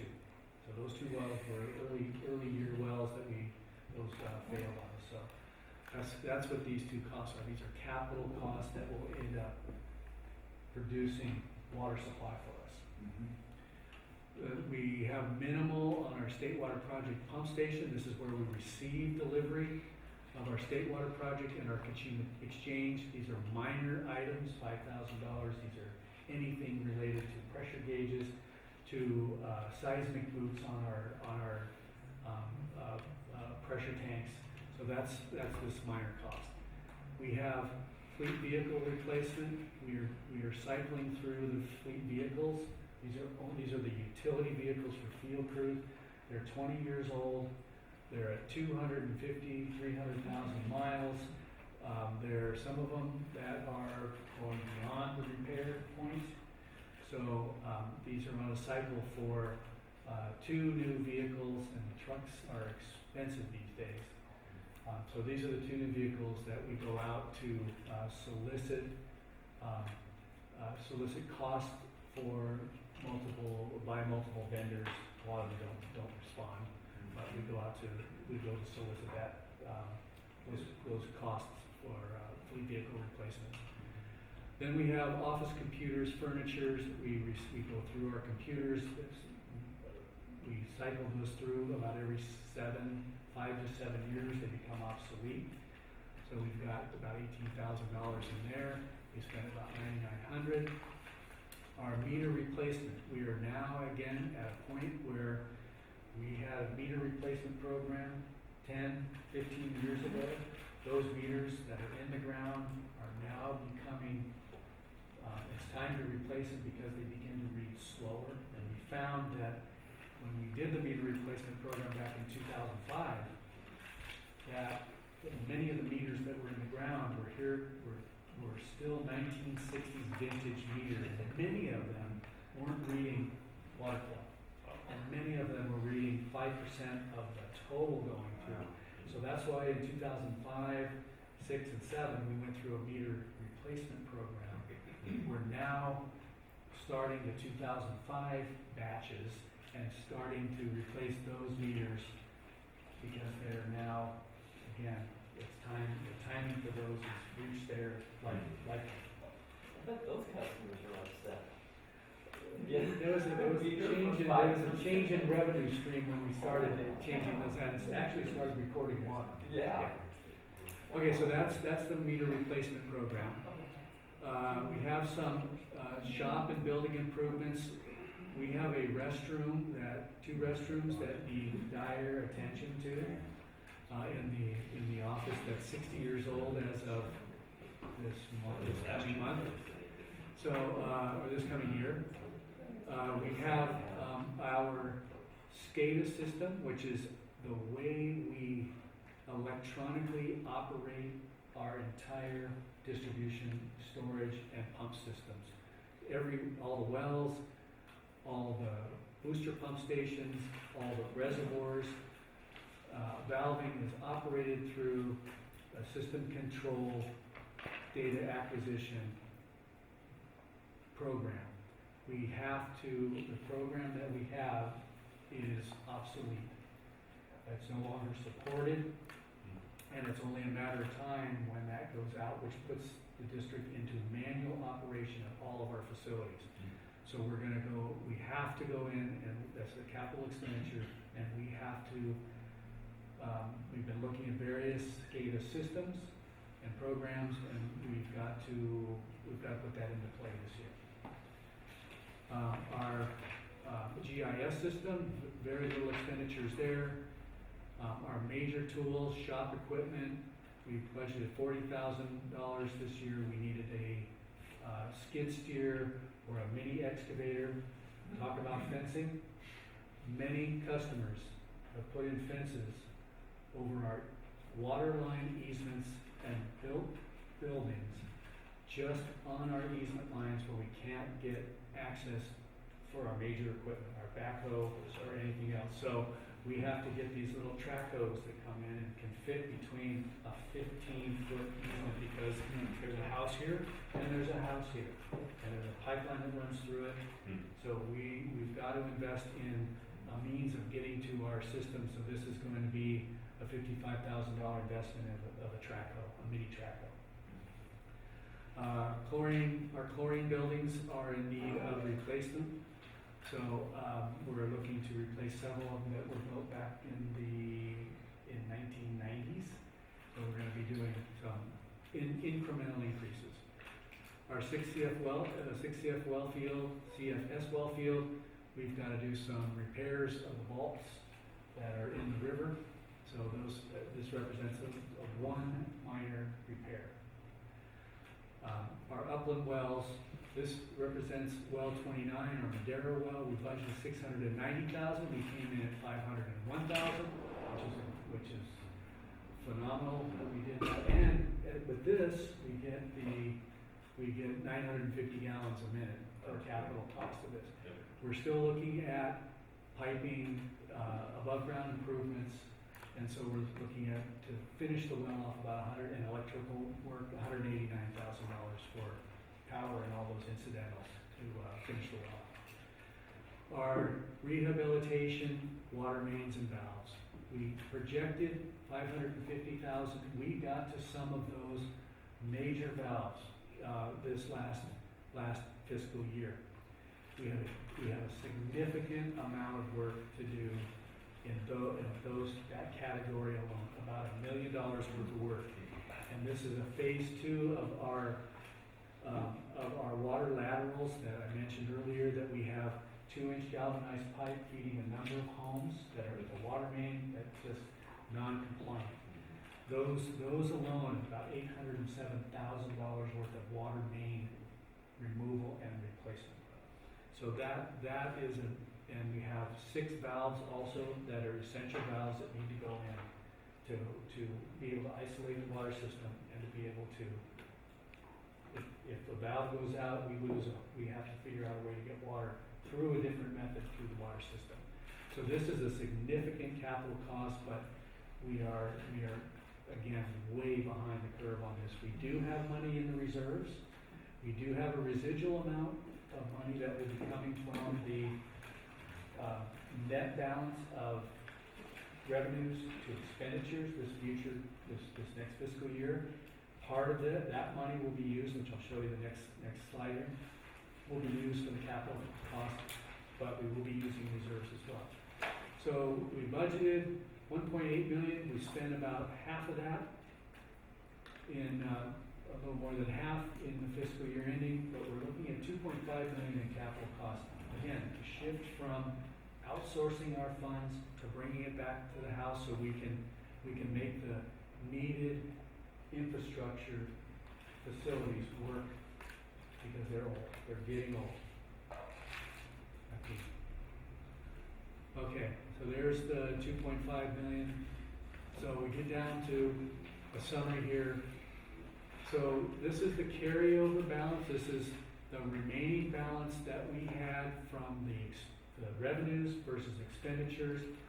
Carry that down into, this year, we had reserves, we had use of reserves in this year, and therefore we ended up with a balance at the end of this projected fiscal year, a positive balance of $1.4 million, which will roll into reserves into this next fiscal year. We will use the difference between our revenues and our expenditures after all of our expenditures at 1.7, use that for the capital. Those are the capital expenditures, take that out there. We will end up needing this amount, less this amount. This will come from reserves. This is added to reserves. This will come from our reserves this next fiscal year. We're covering part of our capital costs out of the net revenues and the remainder out of reserves. That's if we're gonna get all this done, which that's our projection for the year. So bottom line, there's our budget for the year, $11,751,000. Again, not much difference from the prior. That $11 million will be used to fund all of our expenses. With the net balance, that'll go toward our capital costs. So that will be it in detail. And I've also summarized that in your handout. I've also shown our budget in some of the page 5 showed where we are in past budgets, and for instance in fiscal year 2017-2018 we were at a budget of 10.87 million. Last year 2018-20 this year 2018-2019 11.3, this year 11.7, incrementally changing, no leaps and bounds. There's graphics of our revenues, of our water sales to our operating expenses, where our revenues go. These are all summarized in the report. Our expenditures, comparison of our expenditures, comparison of where our operations and maintenance items go to what source of supply. For instance, our O&M costs at one table. 72% of our O&M costs go toward paying for our source of supply. Our purchasing water. Our G&A costs are also defined on page 9, where they're distributed to salaries, benefits, vendors, other expenses. Our other expenses, those are going toward legal support, engineering services, fisheries. 27% of that budget goes to fisheries. And finally, ending up with the recommendation tonight, or today, this afternoon, we're still in the afternoon, that the board review the preliminary budget for fiscal year 2019-2020, provide comments and directions for management, whether to accept the budget or to make modifications. And then finally, we will bring this 2019-2020 budget, final budget, to the board. It'll be in a resolution and will be recommended at the June 18th, 2019 board meeting, coming up 3 more weeks. So that's all I have. If the board has any questions at all, we'll go through and try to answer them. I hope that this detailed presentation helps. Again, it's summarized in your board packet. It's available to the public online. If any questions of the board, I'll be happy to go through it again and go through my items. That's it for the presentation. Yeah, a good job, Chris, and your staff. I mean, that's a heck of a lot of work. You guys did a great job. I have a speaker slip for France Kamarowski. Yeah, thank you. I've got just one general comment about your budget, and there are lots of references in the staff report to things like hardened conservation, new reduced standards of consumption, and all-time historic low water demand. Those are just sugarcoating for the simple fact that people are buying less water, which is reducing Id1's revenues. I'm not an economist, but the solution to this problem seems fairly obvious. You can do one of two things. You can either increase revenue by decreasing the price of what you're selling so that people buy more water and fewer customers leave to drill their own wells. I've harped on this before. I think there's something fundamentally wrong with us rural residential customers paying a monthly fee of $265 whether we use a drop of water or not. We're obviously subsidizing your ag users who pay only $109 for the exact same size meter. You said in December that you'd take another look at this, so maybe now it's the time. You're running a reserve of almost $10 million on an $11.7 million budget, so the justifications for your annual rate increases on top of the ad valorem tax that you impose on us are gone. Your other option is to reduce your expenses. That too I've harped on before because I think you're wasting millions of dollars on lawyers. How you do this in your budget is interesting because you scatter legal fees throughout several line items and then set low amounts that you regularly exceed and presumably pay for from other line items. For next year, you budgeted a total of $212,500 for attorney's fees, and this is on top of the salary for your full-time in-house lawyer. But your budget shows you've already spent $33,000 more than that on just one law firm, and that's only 9 months into your budget year. In last year's budget, you set aside $150,500 for attorney's fees for all of the law firms that represent you. Now, I haven't gone back and totaled up all the attorney's fees in your warrants list, but your staff reports note that you've already exceeded this by almost $150,000, and the year isn't even over yet. There's just in today's warrants list, there's another $45,000 of attorney's fees on top of that $150,000 figure. And worse, this doesn't even include the money you've been paying the Bell Law Firm to sue Joe Holland. I can't find any references to that anywhere in your budget, so I don't know how you've been paying those bills. Now, if you don't want to cut down on lawyers, then another way to reduce your expenses is staff salaries. Last year, I gave you information about how much more your general manager was being paid over someone with a much bigger staff and budget, a larger jurisdiction, a much more critical job with greater responsibilities, and who puts his life on the line for all of us, and that's our county sheriff. Some of you said that wasn't fair to compare the two positions, so I'm gathering information from the state controller's office on what other general managers of similar water districts in the area are paid, and I'll give you that information at another meeting. After you've seen that, maybe you've agreed that it's time to reel in those expenses too. Thank you so much, appreciate it. Man, Who's that guy? I I haven't seen you in months. Hey, Fred. Guess what he's gonna say? Cowboy. The speaker slip for Mr. Fred Coble. Thank you, board members. My name is Fred Coble. I get two bills, one from you guys directly, property here, San Ynez, and one through Solvang. After listening to this for several years, the budget woes, here's my observation, and you've probably heard it before. Why should ID number 1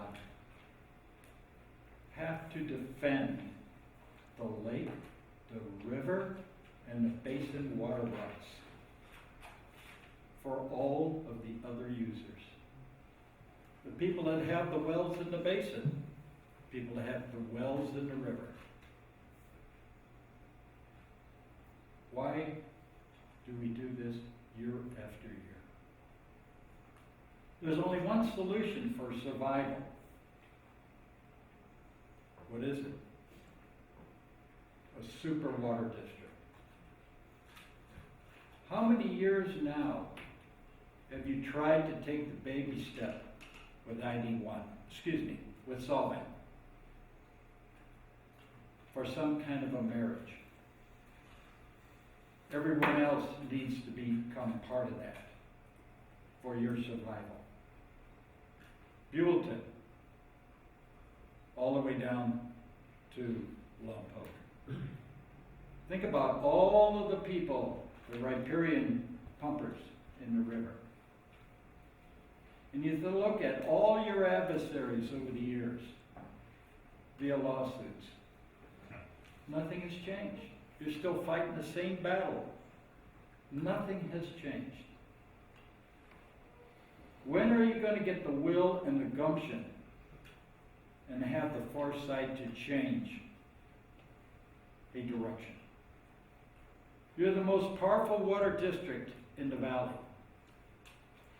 But this defense against the South Coasters with very deep pockets is a losing battle for you. And you've seen this over the years. Maybe you need to get some kind of a committee together to start really doing what it takes for this survival. None of us are getting any older, and I don't. We all are. I'm getting older. Speak for yourself. You know what I mean? You talk like that, you might be true. Well, you might. So, a So, love-hate relationship go on for years. I still love it. Okay, here's the issue. Either make a change or get off the horse. Thank you. Thanks, Fred. Thanks, buddy. Chip. Thank you all for being here. Thank you for all the time you spend on this. Thank you for doing it so that I haven't had to come to very many of these meetings. I appreciate that very much.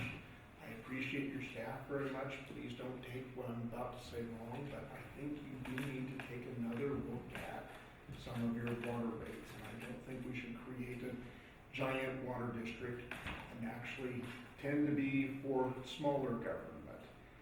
I do, though, also think a lot about my own personal private expenses and my family expenses. And so I'm going to talk about me and us. I've got a 5-acre parcel.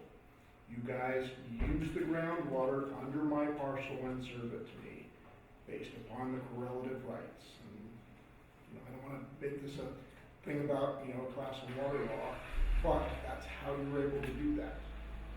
It's very similar to what happens with all of the mutual water companies in the district with 5-acre to 10-acre parcels who do exactly the same thing. I am no happier with my water service, sorry, but I'm no happier with my water service than if I lived in Rancho Estates or any of the other 5 to 10-acre areas with private mutual water companies.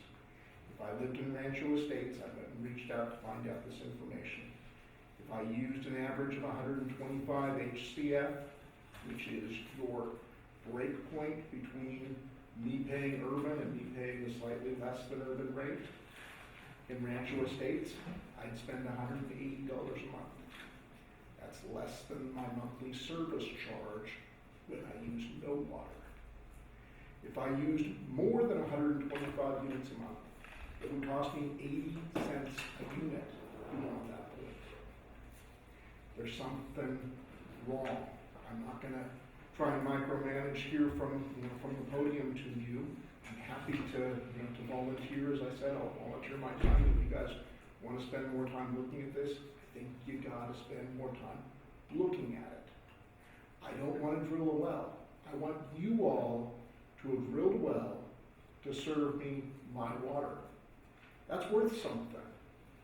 But it's not worth the difference between, right now, what it's costing if I had Rancho Estates, who hires contractors to do this, who can do it for, it would be an average of $180 a month, and the more like $1,000 that it costs when I do use 125 HCF.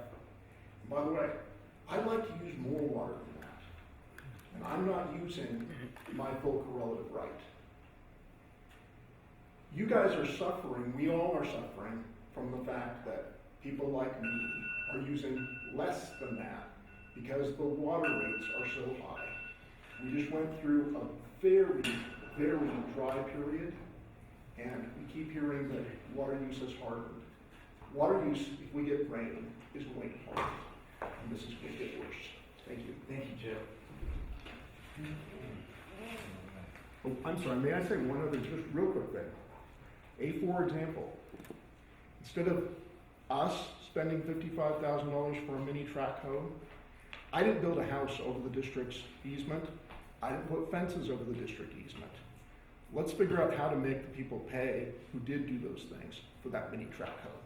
Thank you, Chip. Thank you. Okay, bring it back to the board. Don't close public comment.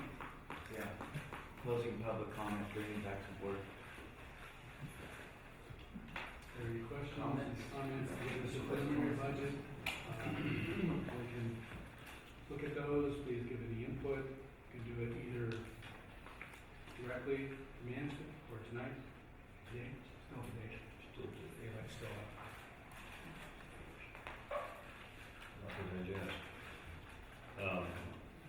They have insurance for everything from weather to weddings to weddings. Why can't we look at, maybe an insurance policy on that $3 million that we keep for the solving the fall? In the reserves? Yeah, you put that in the operating budget and find some way of insuring it against their default.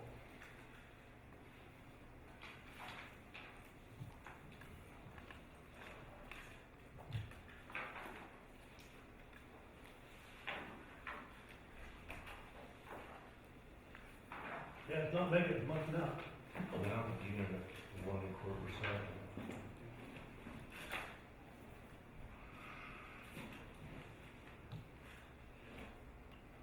Again, it's a lot to absorb. Yeah. And the board can, again, you can generalize comments if it's the direction the board wants to go in, or if there's any independent line items, you can reach out to staff and provide comments. Okay. I think it's pretty thorough, and when I look back at, how many years ago did we get this attempted coup by the coalition that got themselves elected, they were gonna plow us under and fire you first? 2010 to 2012, or Thank you. 2014, sorry, 10 to 14. And where are they now? I mean, I don't really care where they are now, but they stuck us into a nosedive, like you tell us, believe, and our reserves were going out the window, our CIP became non-existent. Until we correct that and get ourselves back to our faces above water by a little bit, we're close, but no cigar. I'd be happy to go with this just the way it is. It's not that much different from last year. And if we find some place where we made a mistake of having a wreck, we'll have to remedy it next year maybe, or whatever. I like it. I highly recommend it. Take that action in June, Yeah. unless somebody comes up with something that I missed, but honest to God, I read this thing cover to cover more than once. And it's well done. There's still just so much uncertainty with Chrome 6, with the, crumbling infrastructure. Who knows what, next failure could plow us under just with the, a pipe, a bad pump or bad well or bad pipe. So, from what we know, this looks like it's definitely going in the right direction. We tried. The Chrome 6 thing, we know it's gonna cost us a bunch of money sometime whenever they get done trying to make up their mind, and the 10 parts per billion is impossible to hit. Well, not impossible, but it's really close to impossible. Or 900 Where the state wells. allows 50 parts per billion, and the federal government allows 100 parts per billion.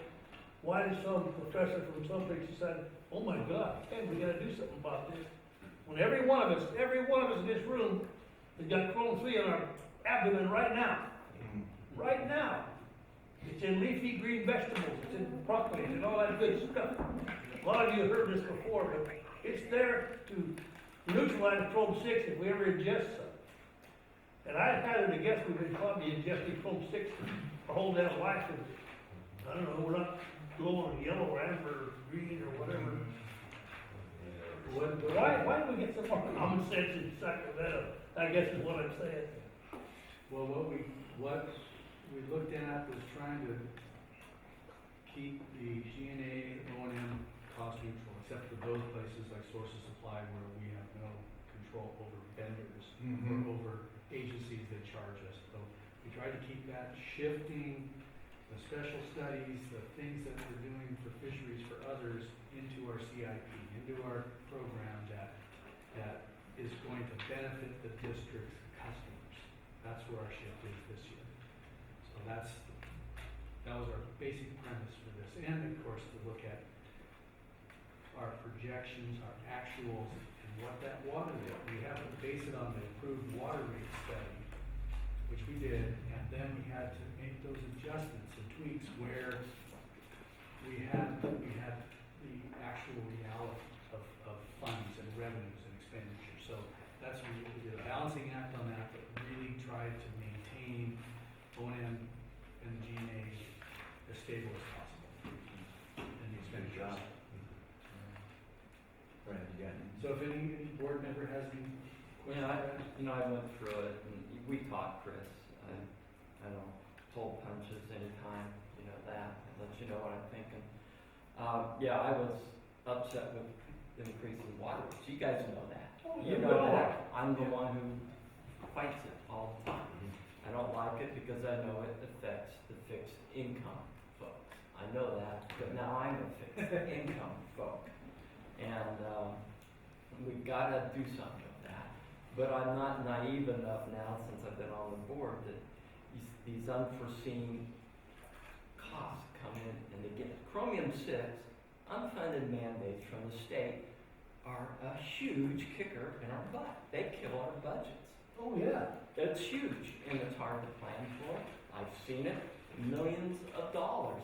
And when the state decided, oh, we screwed up, you don't have to do Chromium-6 right now. All that money that we frickin' spent so we could provide water was in essence kind of lost, you know, if it doesn't get so far it's lost. But it's those kind of issues that kill our agency. And I don't know if the little water districts that Chip's talking about have to do the Chromium-6, but we have no choice. And we're just not sending it to a couple homes. We got to do everybody, and we got to do it right. And when nobody in the state has taken upon this project, little Id1 carries the freaking weight. The whole state on these things. I mean, we got to provide water. We don't have a endless source of water. As Chris said, South County's looking over here again. They're looking to get more of our water. That's all they do, is look to get more water. And it costs to protect water here. It is so important. And this valley will dry up. South Coast would love to see us just fly away in the wind and they get our water. I know they would, because I'm looking at Goleta. Every time I go to Costco, there's more houses all over. I go, where are they getting their water where we can't do anything over here? Well, I know their little game they're playing.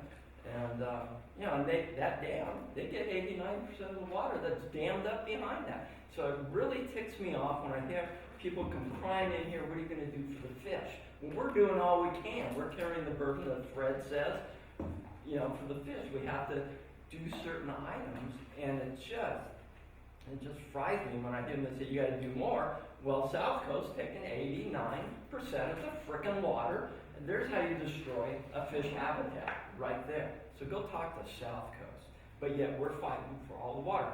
So, I'm preaching to the choir, but also I want to give Lord a little more information. Like I said, when I first got on the board, you guys are going to get tired of hearing this. I thought I was going to be digging wells and putting pipe in. That's furthest from what happens. It's protecting our water rights, and that's big money, because that's lawyers. Big time lawyers. And water is everything. It's everything.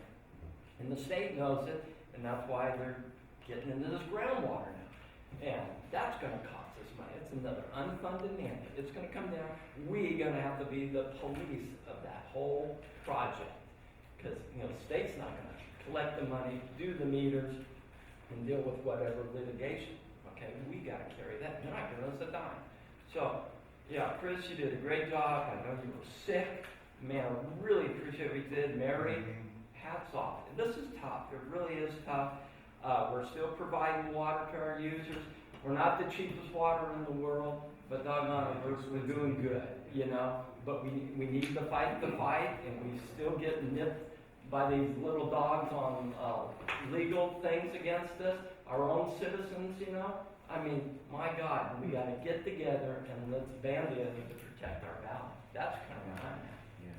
So, anyway, sorry guys, I went off on my own tangent. But, Can I make a minor modification?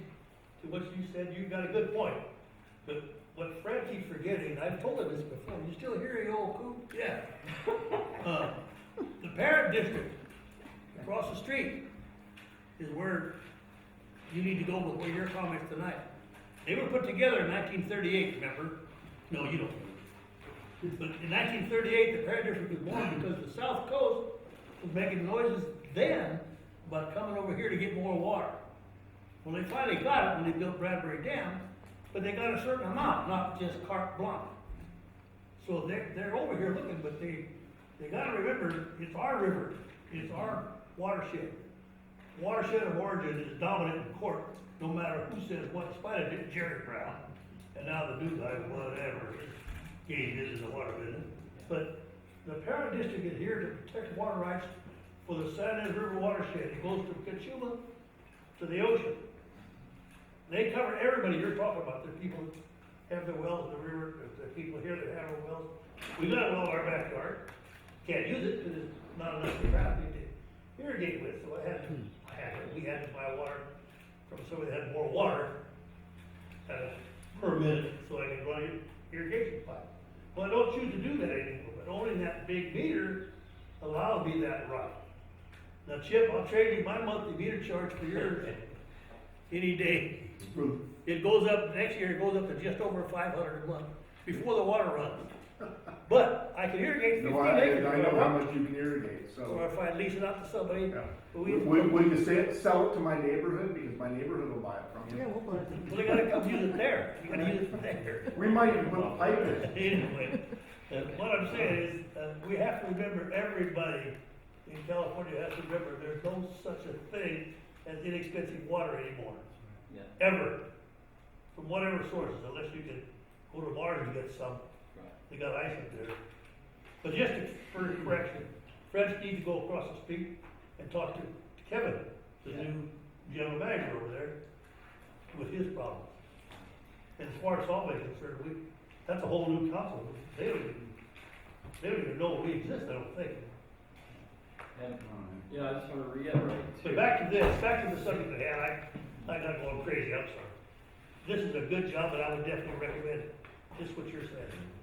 And I just want to, I want to look at midway through the budget, and if our funds are looking good, because this year, I was pleased to see reserves 1.5 million go in. Pleased, very pleased, because the last hearing we had, that was my main point. So that's good, you're doing what we asked, Chris, I appreciate that. But I do agree with Frank. Higher your rates go, the less you use. I'm doing it, I'm watching it, and I broke a pipe last month. I about died. $200 more I had to pay in water because I broke a pipe, my irrigation. It happens. So, yeah, I want to relook mid-year, see how the budget comes, and I don't want in 2020 to kick up the rates. I'm hoping we'll be kind of solidified and we won't have to kick the rates up, go to the next level. And we have that capability.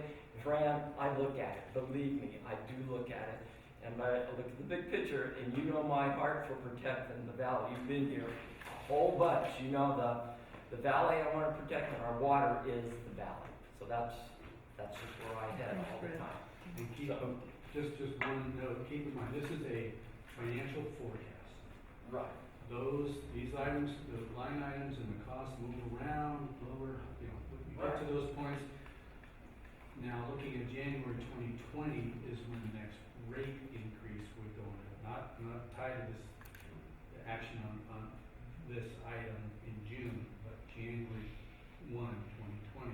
Yeah. Which is when we will bring back to the board that rate verification from the rate study consultant and determine whether the board would like to consider keeping it stable, staying with the rigging and the water rate study, or doing something less than, not more than.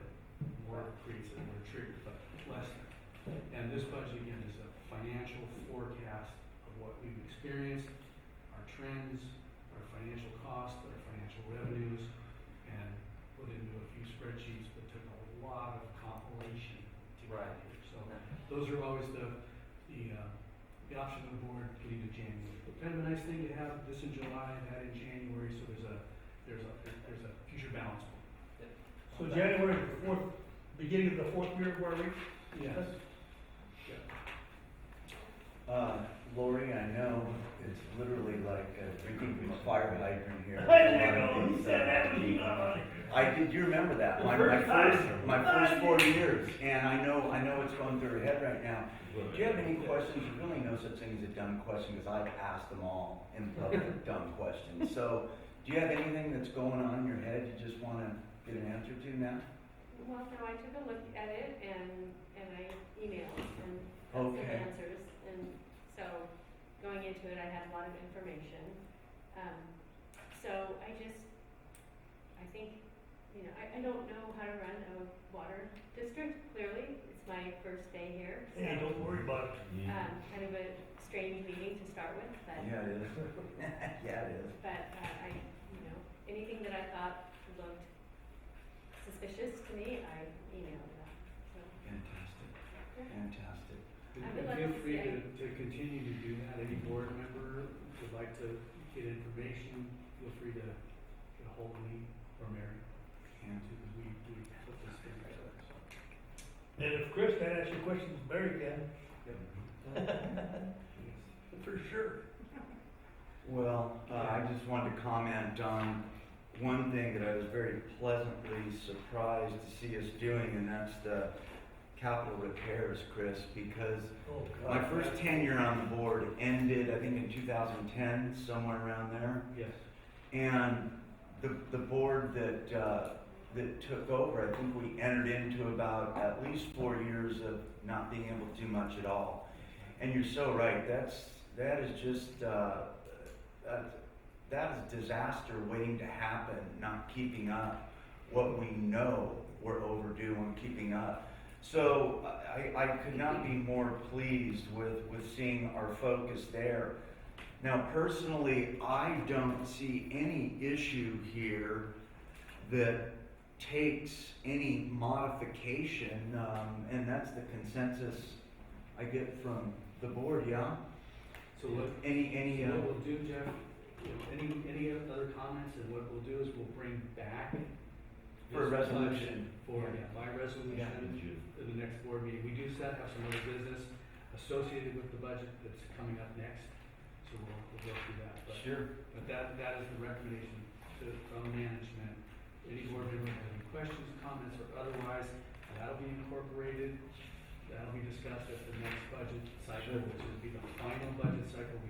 The board must adopt a budget prior to July 1.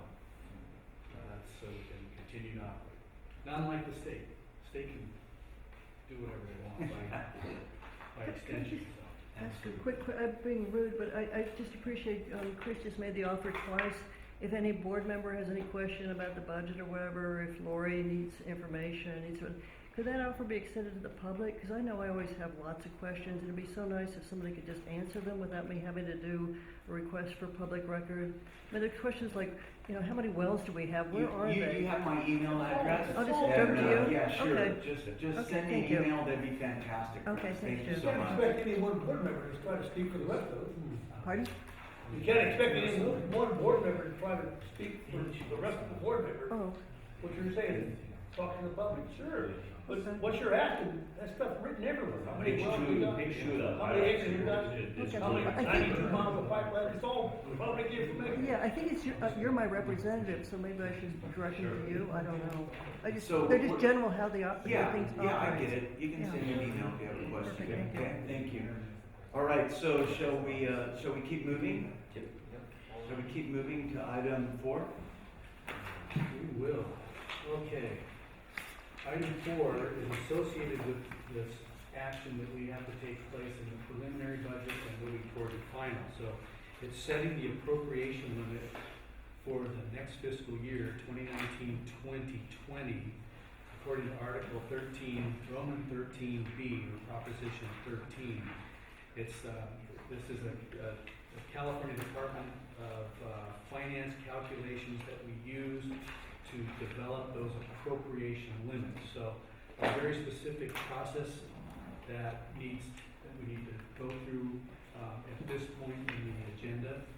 So I'm gonna read something right out of the requirements for making this announcement. So this is a Proposition 4 limits, or the appropriation limits, procedure and timing for adopting resolutions. This is for the May 29th special board meeting. The preliminary budget has been presented to the board for discussion. I need to read into the record to announce specific language related to Proposition 4. So I'll read it word for word. So pursuant to Section 7910 of the California Government Code, a resolution will be presented for adoption by the Board of Trustees at its regular meeting on June 18th, 2019, which will set the limitations on appropriations for fiscal year 2019-2020 under Article 13B of the Constitution of the State of California, Proposition 13, and that the documentation used in determining the appropriation limitations will be available in the district office for examination by the public for at least 15 days prior to the adoption of the proposed resolution.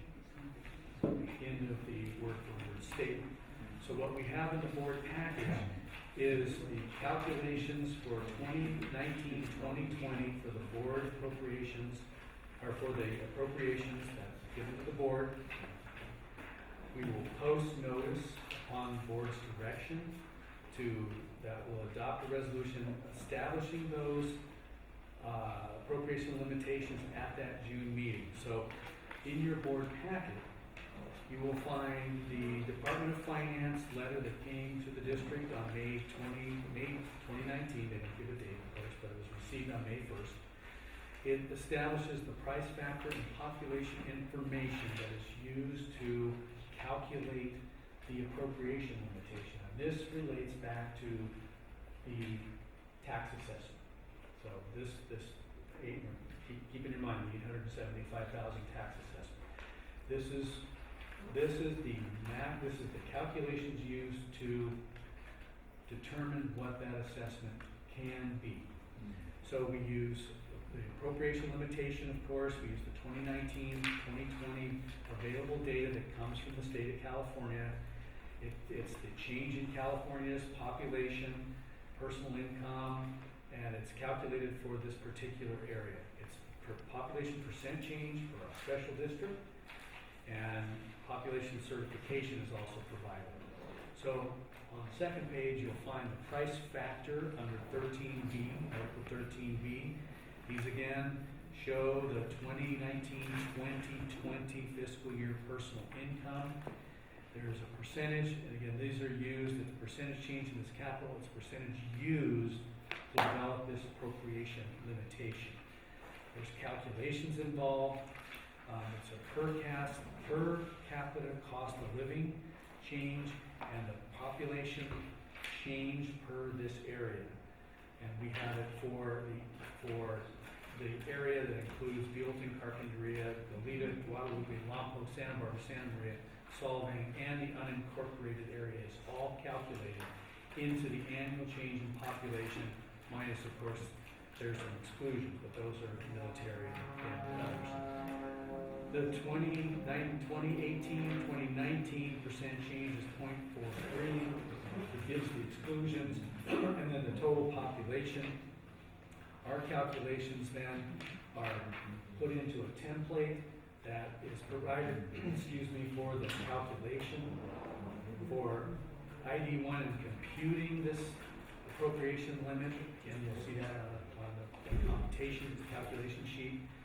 The 2018-2019 appropriation limit is $1,897,818. That's 2018-19. Then you have to apply the per capita personal income and the percent change over the prior year, which is 3.85%. Again, that the state provides that calculation or that number. The population change over the prior year in Santa Barbara County, which is 0.43.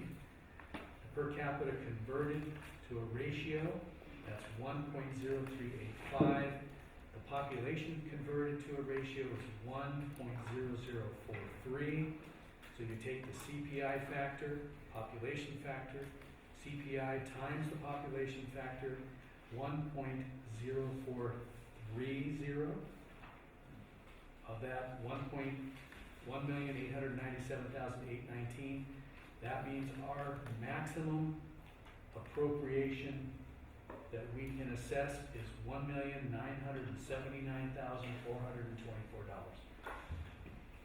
What we're looking at is $875,000, well below the maximum amount that could be assessed under the appropriation, Prop 13 appropriation limit.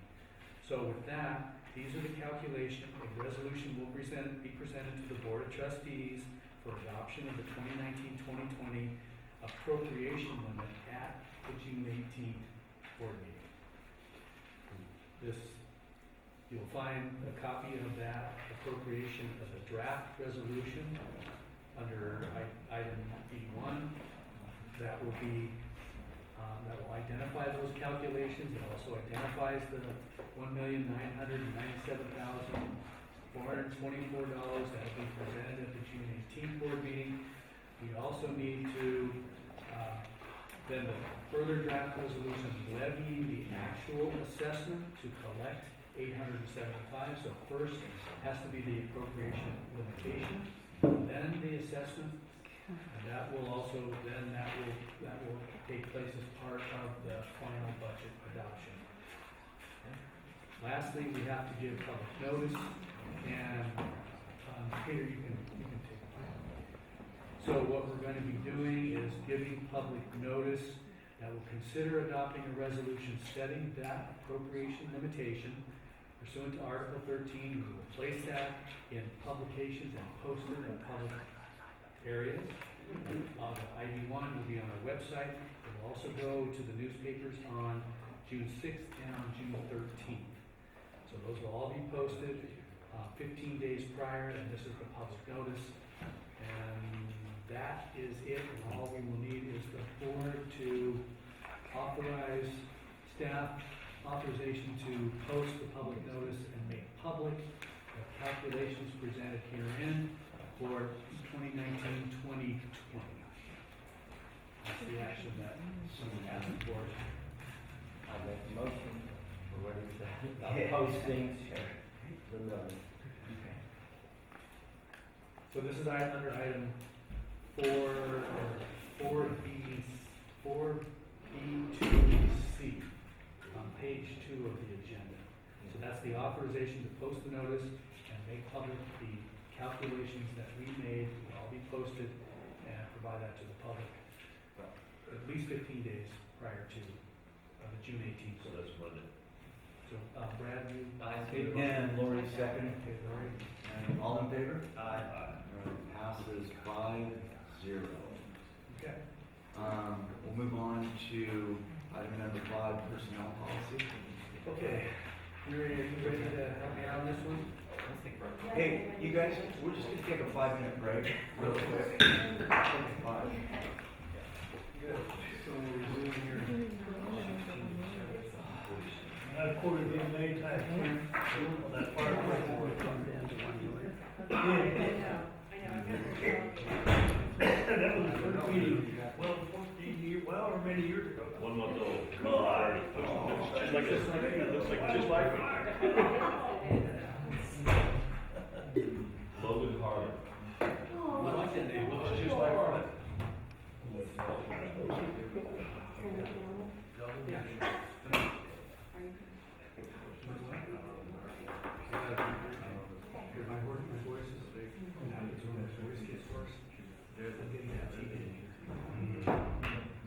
Bourbon House. Bourbon House. Just throw it out there. Maybe Dr. Olay knew that, huh? You okay? Exactly, this is an indicator. Yeah, he's got a And it starts happening. Okay, this is, I'm sorry, Well, I'll have to answer to Susie. What's that? Well, I'll have to answer to Susie if we wear him down. Yeah. I'm feeling. How you doing, Miles? Hey, did you have a play date? Not yet, we haven't Tess- started playing. and Tessa's boyfriend? No, our, no, we don't, you need to do that. What's the, You know, Tank? Which no, one? I'm not. Yeah. Okay.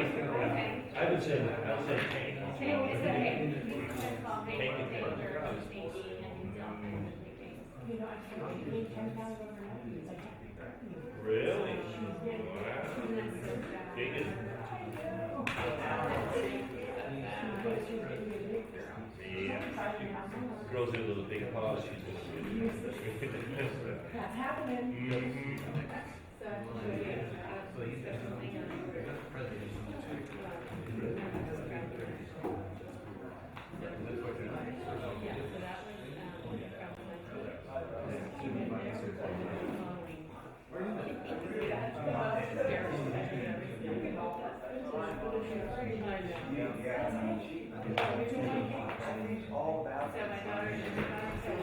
Shopping today, and so he became a model.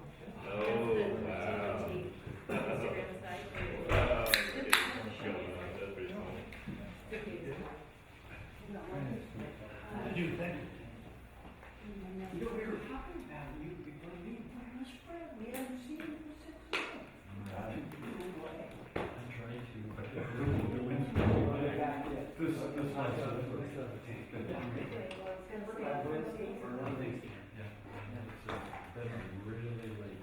The low, I was in Southern Utah, the low was right. Hey, I know. good.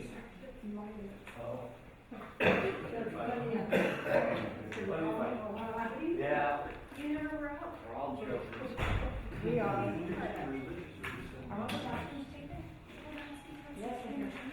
You only have one for a year, so send an email to Jim, or send an email to Jim. Are you, But not to you. trying to sign check? Yes, I did. Or anybody actually? Well, yeah, like in the library. I could see their presentation way better on my phone. It wasn't killing my eyes. I'm gonna go on and.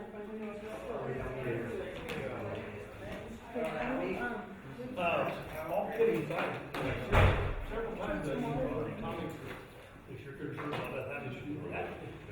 In there. There it is. Well, also, if you a third water entity made up what you did, you know, so you're catching everybody in the to help them. Commercial, they are,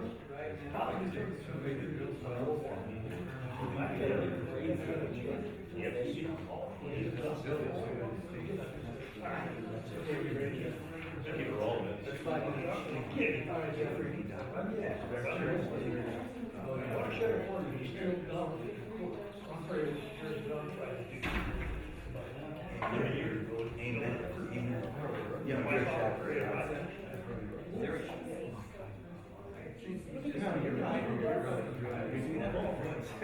All right, are we ready to come back?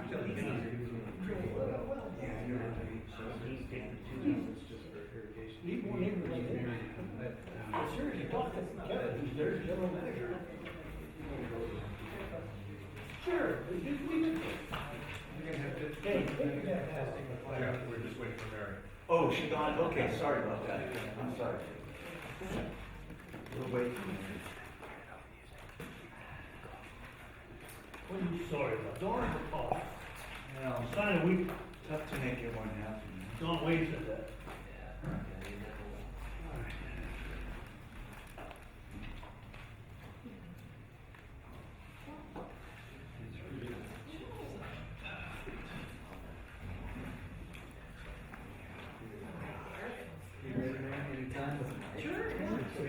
Are we ready?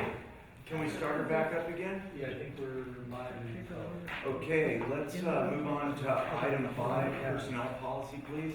Okay, this is a very brief staff report in the board packet. This is related to resolution 786, which is to adopt changes to the personnel policy manual.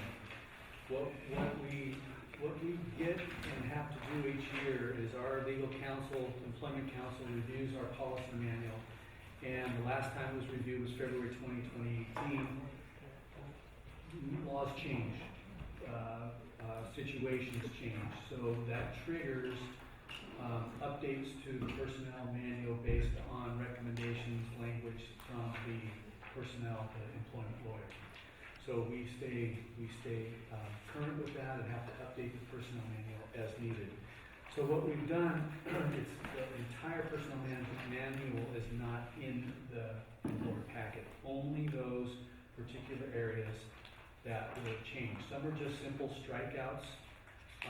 Others are clarifications about holidays and so on. Excuse me. Major changes, you'll see it's all redlined and with strikeouts and insertions. You'll see in the retirement section, there's an updated section, the deferred comp. Also, the major change was workplace violence. Of course, because of all of the situations that are happening nationwide, whether it's schools, public agencies, a whole new set of language needed to be included in this personnel manual related to workplace violence. We take it very, very seriously. Management does it, staff level about any kind of workplace violence, zero tolerance. Anyone from the public that comes in with threats or workplace violence, we have a procedure for that. We have zero tolerance for that. I could give you some examples of what actually, some things that have happened, but I'll spare the gory details on that from members of the public that come in and threaten that some people weren't even customers of the district. That would threaten.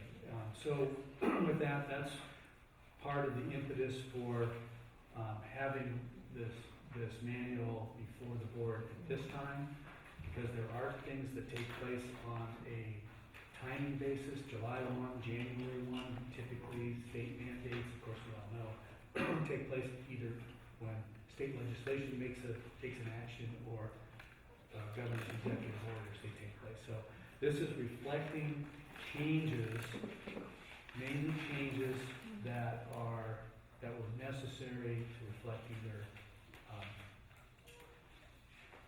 situations to protect the district or to update the district and come into compliance or modernize, because we have other activities, other related actions that take place with, say, deferred compensation that has to be inserted into the personnel manual.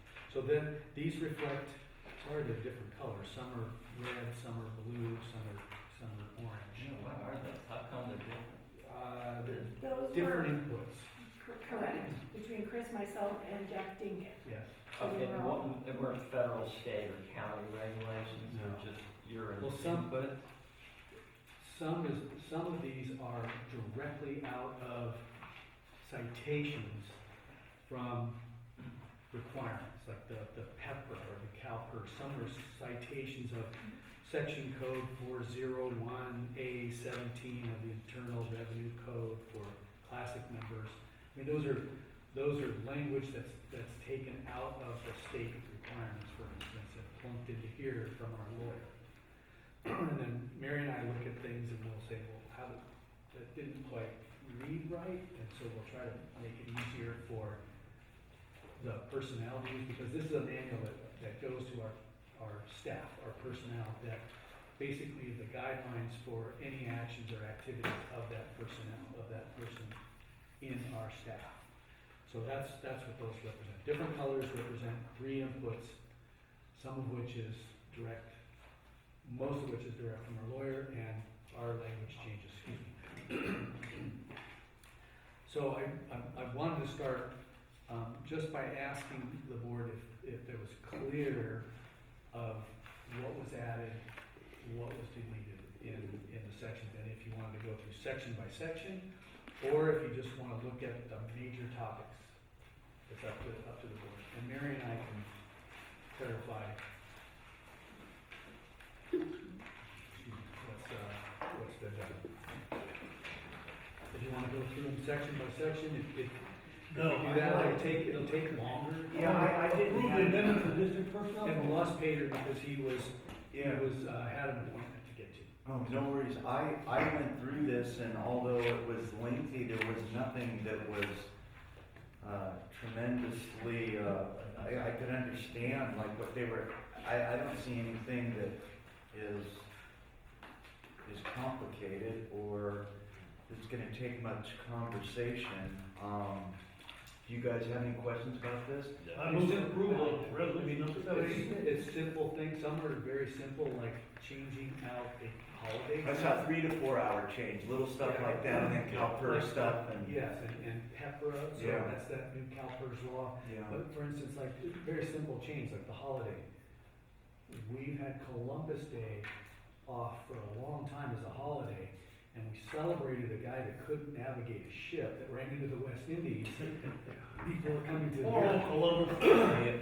So we decided. Bad rap, yeah. I know, but we figured that Columbus Day, what we have is Christmas Eve, and the staff gets a half a day off Christmas Eve. Most agencies do the whole Christmas Eve You off. should. So we traded out, not added a day. For instance, that's just one symbol. We traded out those 2 half days For Columbus. in place of Columbus Day. Sure. So those are, you know, the Italian Navigator versus, you know, the Christmas and New Year's holiday.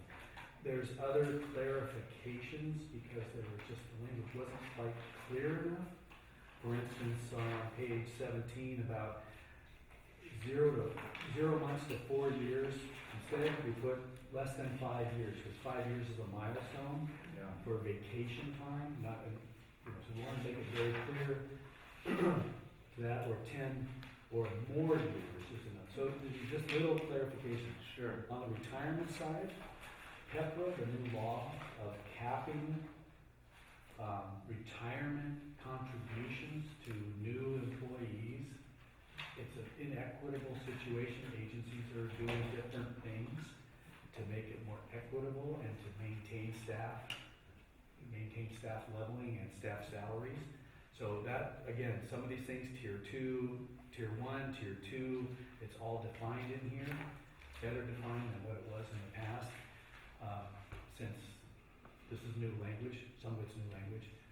Deferred comp is compensation, the new language in that refers back to the 457 plan that is offered, but it's entirely funded by employee only. The district does not contribute to the 457 plan. It's each one employee has the choice, so we want to make that clear.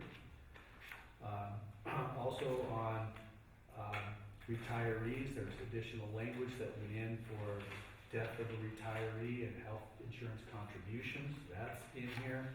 But again, the major one was on page 38 is the workplace violence. So the minute someone brings a machete into something or a hunting, not even a hunting knife, a military knife, that stops. So we had to make it very, very clear that people can't walk in to this district facility, not this one, our district facility, that kind of thing and have it. Even the parking lot. No. Even in the parking lot. Yeah. What's that? We had law Guns, enforcement ammunition, involved right away. knives, anything, even the weapons in the parking lot, out. Yeah. So we're gonna notify our customers who come in to pay their bills, maybe they have concealed carry permits, maybe the That's- hunting knives, so we That's gotta. okay, but the minute someone pulls it out, that's Oh, not okay. okay. Yeah. Okay, Or this is related to employees, so the minute an employee has a weapon, Well, I can see that in Yeah. employees, but the thing caught my eye, customers, consultants, visitors, you could get anybody coming in just wanting to talk, someone looking to buy land, they have a concealed carry, yeah. you know. Well, I'm okay with all that. But see, this Then- says you can't do it, you gotta report it, so I think this needs to be verbiage truth a little better, to say, you know, those things are Where was this allowable. one, Brett, on which paragraph? Paragraph 3? Third paragraph. Okay, you can change language in this, so if you wanna change the language, this is. So I think like law enforcement officers, you know, people who are committed concealed carry, you know. Usually a person with concealed carry doesn't be advertising that fact. Well, no, but they could, and then an employee see it from some, I don't know, the guy bends over or something, and he sees it, and he goes, oh, Well, it's broke the law. I can say for a fact, or by, let me say, by experience, we have a number of law enforcement friends that come into our office. Right. And they're either uniformed up, or they're They do. detectives, Right, or they're prior law enforcement. right, But we get all that, but the minute someone does this, okay.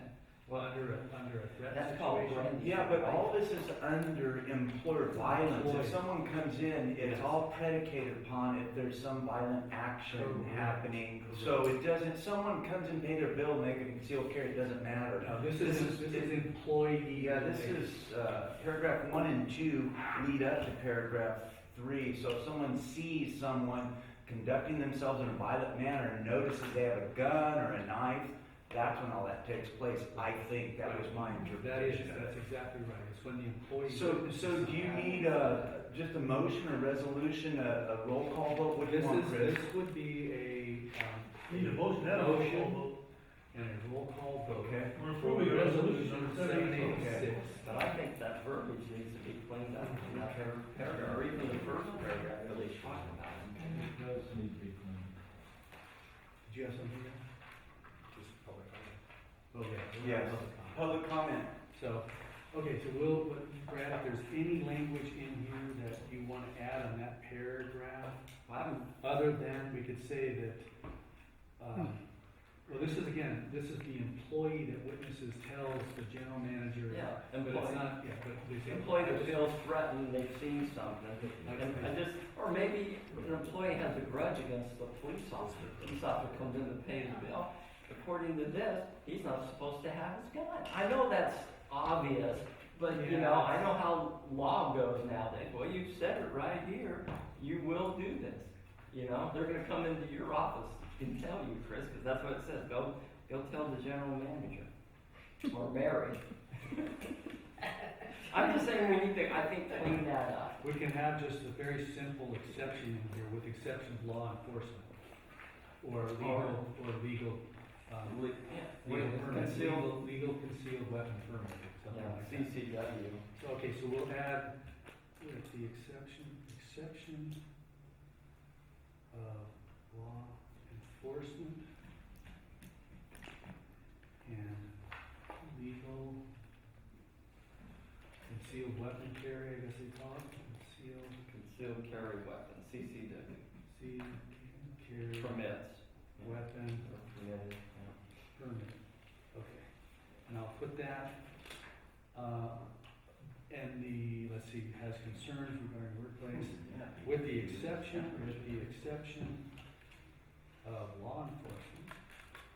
And that'll go in after the word violence.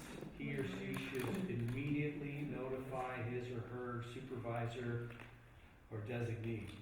How's that? So it says consult concerns, blah, blah, blah. If any employee observes or becomes aware of any of the above listed actions or behaviors by an employee, customer, consultant, visitor, or anyone else in connection with ID1, or otherwise has concern regarding potential workplace violence, with the exception of law enforcement personnel, and legal concealed carry weapon permittees. Okay? I think that extension's too broad. You're accepting, they could have, so someone, let's say, has a concealed weapon, they don't take it out, but they're belligerent or something else, you're saying they don't have to report it? Yeah, in paragraph 3, it starts out with, if any employee observes or becomes aware of any of the above listed actions or behaviors. It's all not predicated on someone 1 and 2. becomes You're right. aware of someone I with think a it's weapon. fine the way it is. Okay, that's our general legal counsel, so, Sorry, I don't think I can get that exception in there. okay. Weapons or because firearms. even if a police officer came in, brandishing his pistol and looking mad, Yeah, would you want to And report was out of that? bounds, you would report it. And Right. the CCW doesn't come into play. It's your actions that predicate the whole thing. Right. Yeah. I've had it happen at the district where we've actually had to take action, so, this is Do you have, If our legal counsel feels you have like to run it's- this past Jeff, or what? What's that? You have to run this past Jeff too? No. If we're gonna make a No, it's correction? okay, if we leave the language as it is, as it relates to paragraphs 1 and 2, I think we're, at our advice of general counsel. I think the way Jeff wrote it is fine. Okay. I have to agree. So actually, I remember the one time we had a sheriff attend a meeting, remember that one? This came back when Virginia was here. Yeah. There was a murder action right here in San Ed. Poor damn UPS driver was knocked on the door to deliver a package, and the guy inside opened up and killed him right there on his step. That was a while ago. Yeah, long time ago. My dad was a deputy sheriff when that happened. No kidding. And, yeah, and we had a customer came in upset about, I don't know what he was upset about, his bill or something. And he's from Virginia, he said, remember what happened to the UPS driver? Yes. Oh, yeah. My God, Well, that's close, you know? She We don't need that. Yeah. She threatened the wife of a current detective, which was not the smart thing to do. Mhm. Okay, so, Yeah, To kind of talk there, so the way it's worded will be clean if something was to happen, when, not It be doesn't, liable. doesn't matter who you are, whether you're a sheriff or just a regular person, who would be? Uh-huh. if you act in the way that's in the first couple paragraphs, Yeah, yeah. then they report it. But you have to act that way. Yes. Like, they just can't have a grudge against somebody, and they know that they're, Because it says, if an employee observes or become aware, okay. so that's, and then it's referring to those first two paragraphs. So otherwise, it'd be the recommendation, if that's, the recommendation of management to, the board approve resolution number 786, resolution of the Board of Trustees of the Ynez Water Conservation District, approving District Number 1, adopting changes to the personnel policy and manual. We will do that after public comment.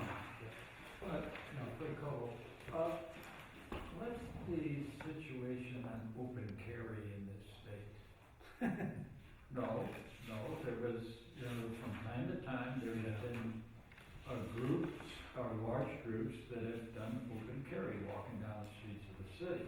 Was a state law ever passed that says you cannot do open carry? It's the water district, correct? We don't know that. Used to be a topic. and we changed anything or not. So I just caution you, you might wanna look into that, because open carry just means you can strap on and it shows where can you go, not go. Now you see certain bars that say no firearms allowed whatsoever.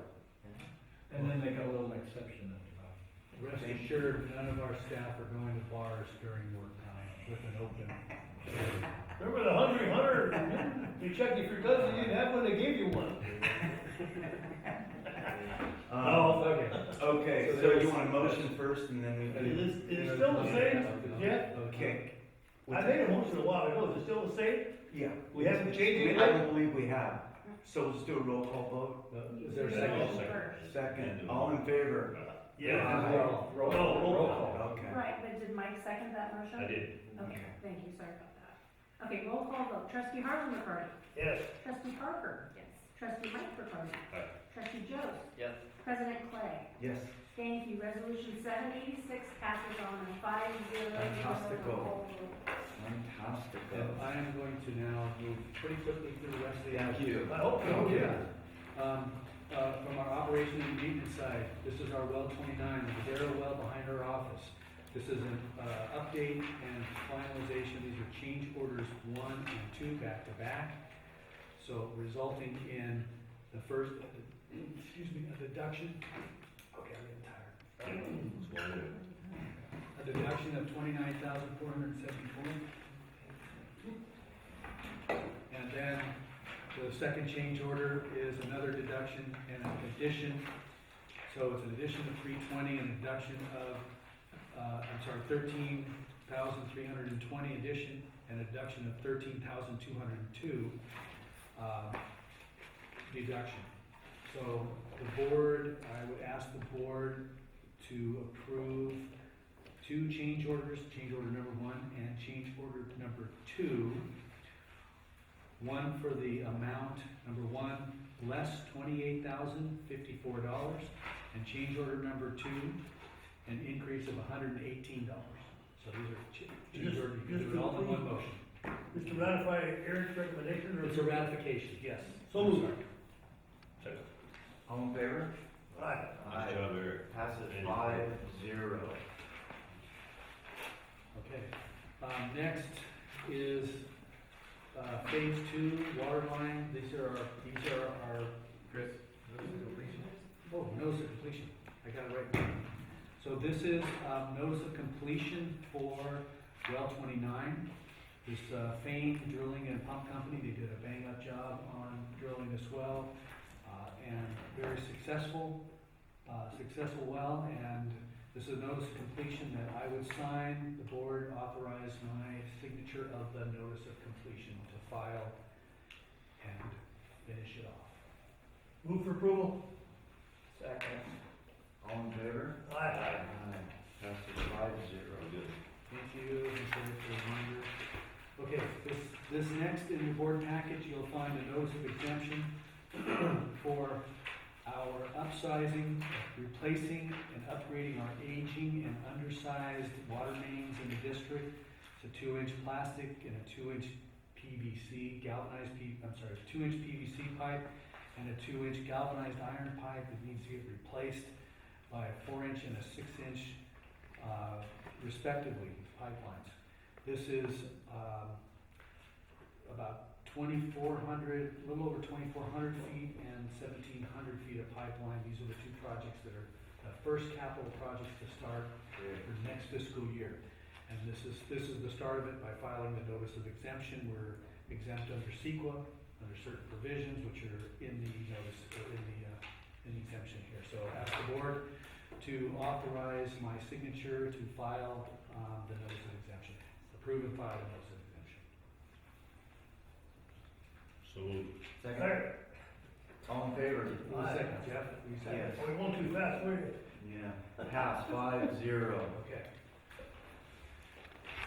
I'm gonna be extremely brief on the Kachuma project contract update Kachuma project as a whole update.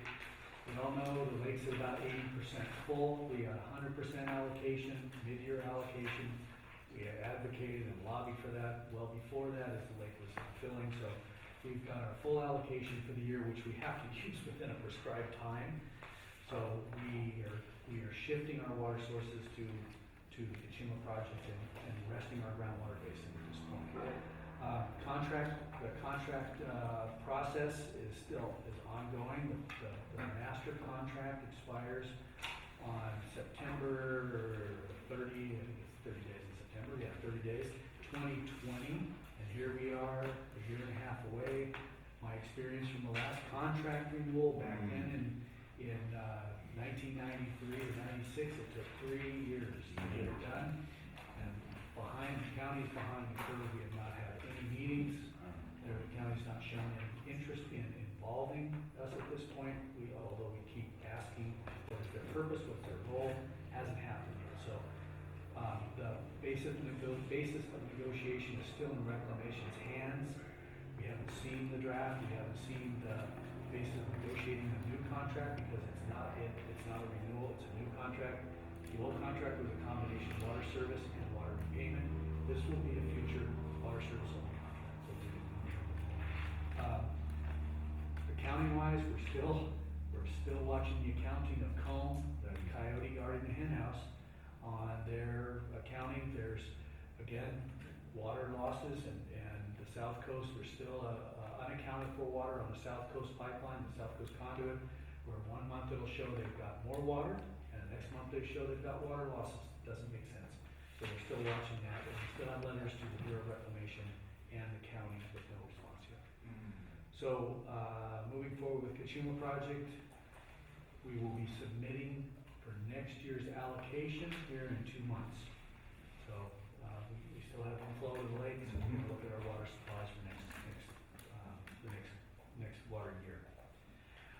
Peter asked me he was going to give a report on I'm done with that. Sustainable Groundwater Management Act.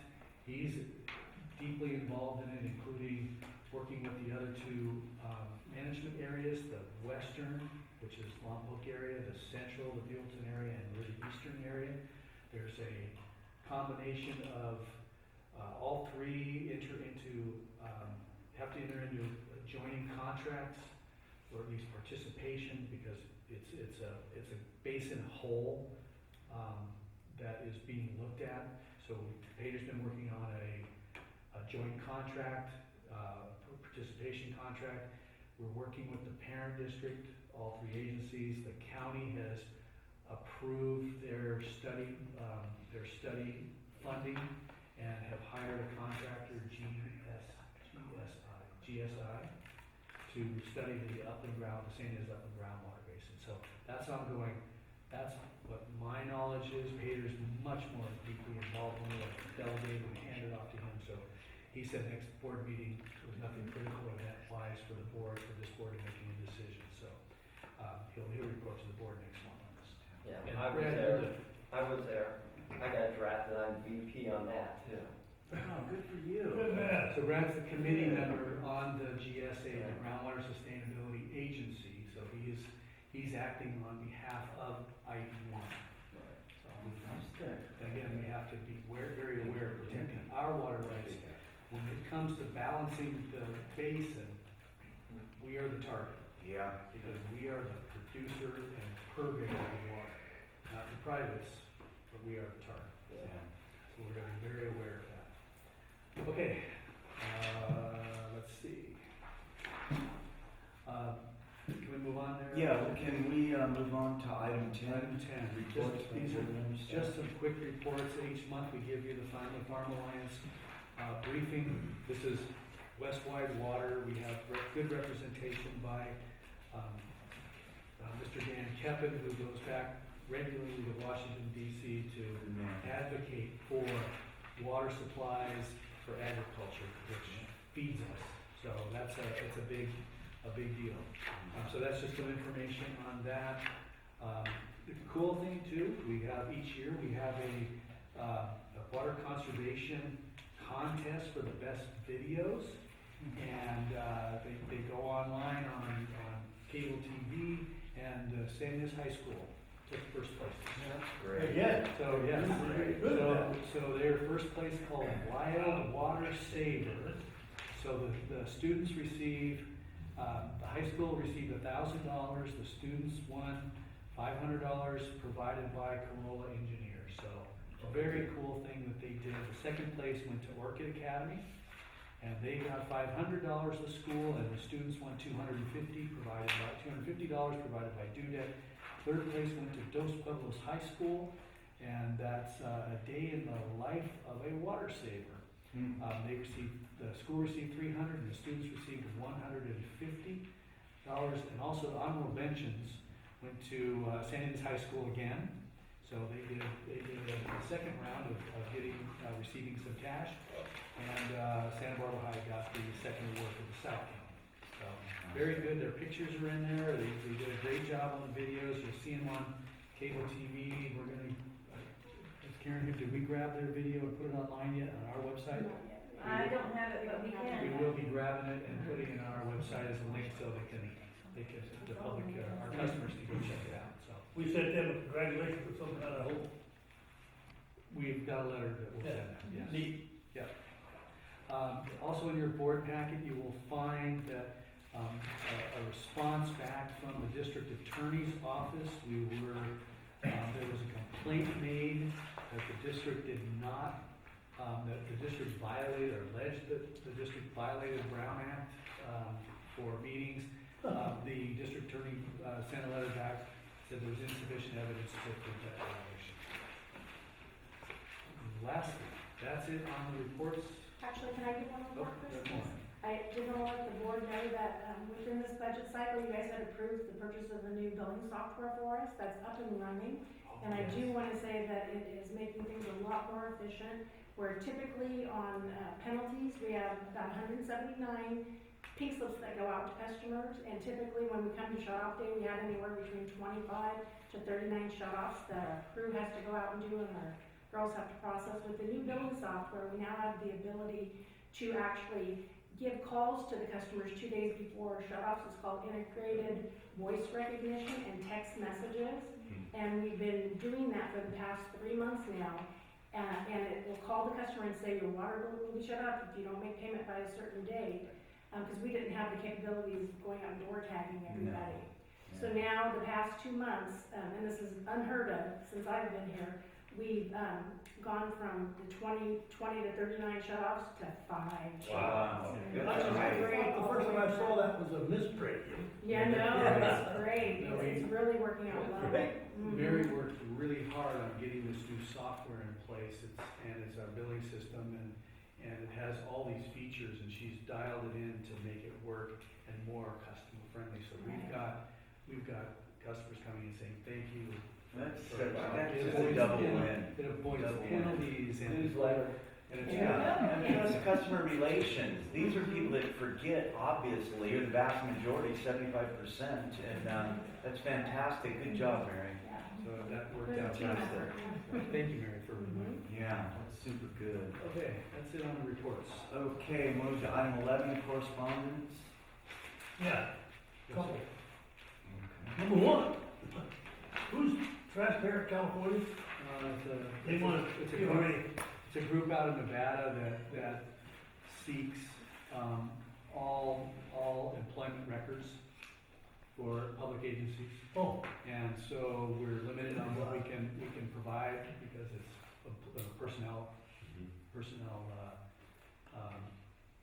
personnel matters. So we just responded back to that PR. And that's every year, and they're out of Nevada, by the way. okay. The Transparent California. Number seven, Yeah, what's- Nevada. Number seven, what's Pat Sullivan up to now? Tampering with facilities again.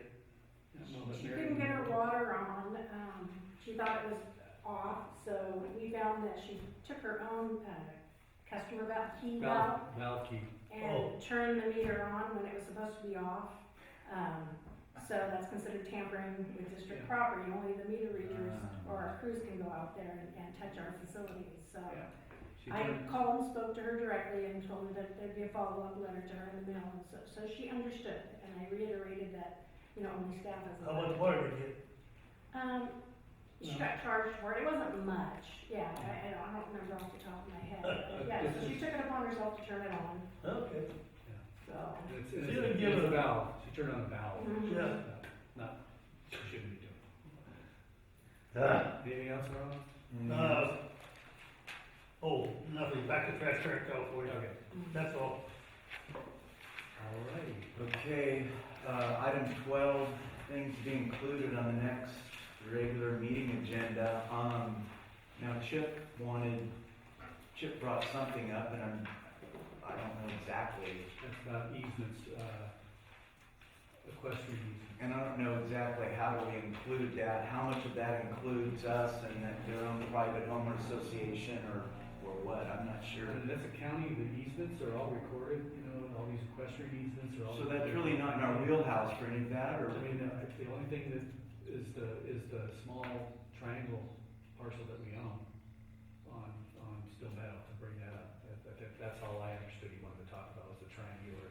Well, I just, in deference to him, I want to put something on that, so we can say that, Well, I think one of the problems I think you've had from time to time is, and we talked about this before, is the district doesn't get notified when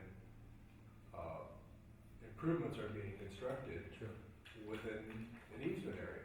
And trying to get the county to notify you when they're, or at least have it on a checklist, so that they know they need to check with the district when something's going to be built, but nothing's ever been, I think, formalized or anything with that.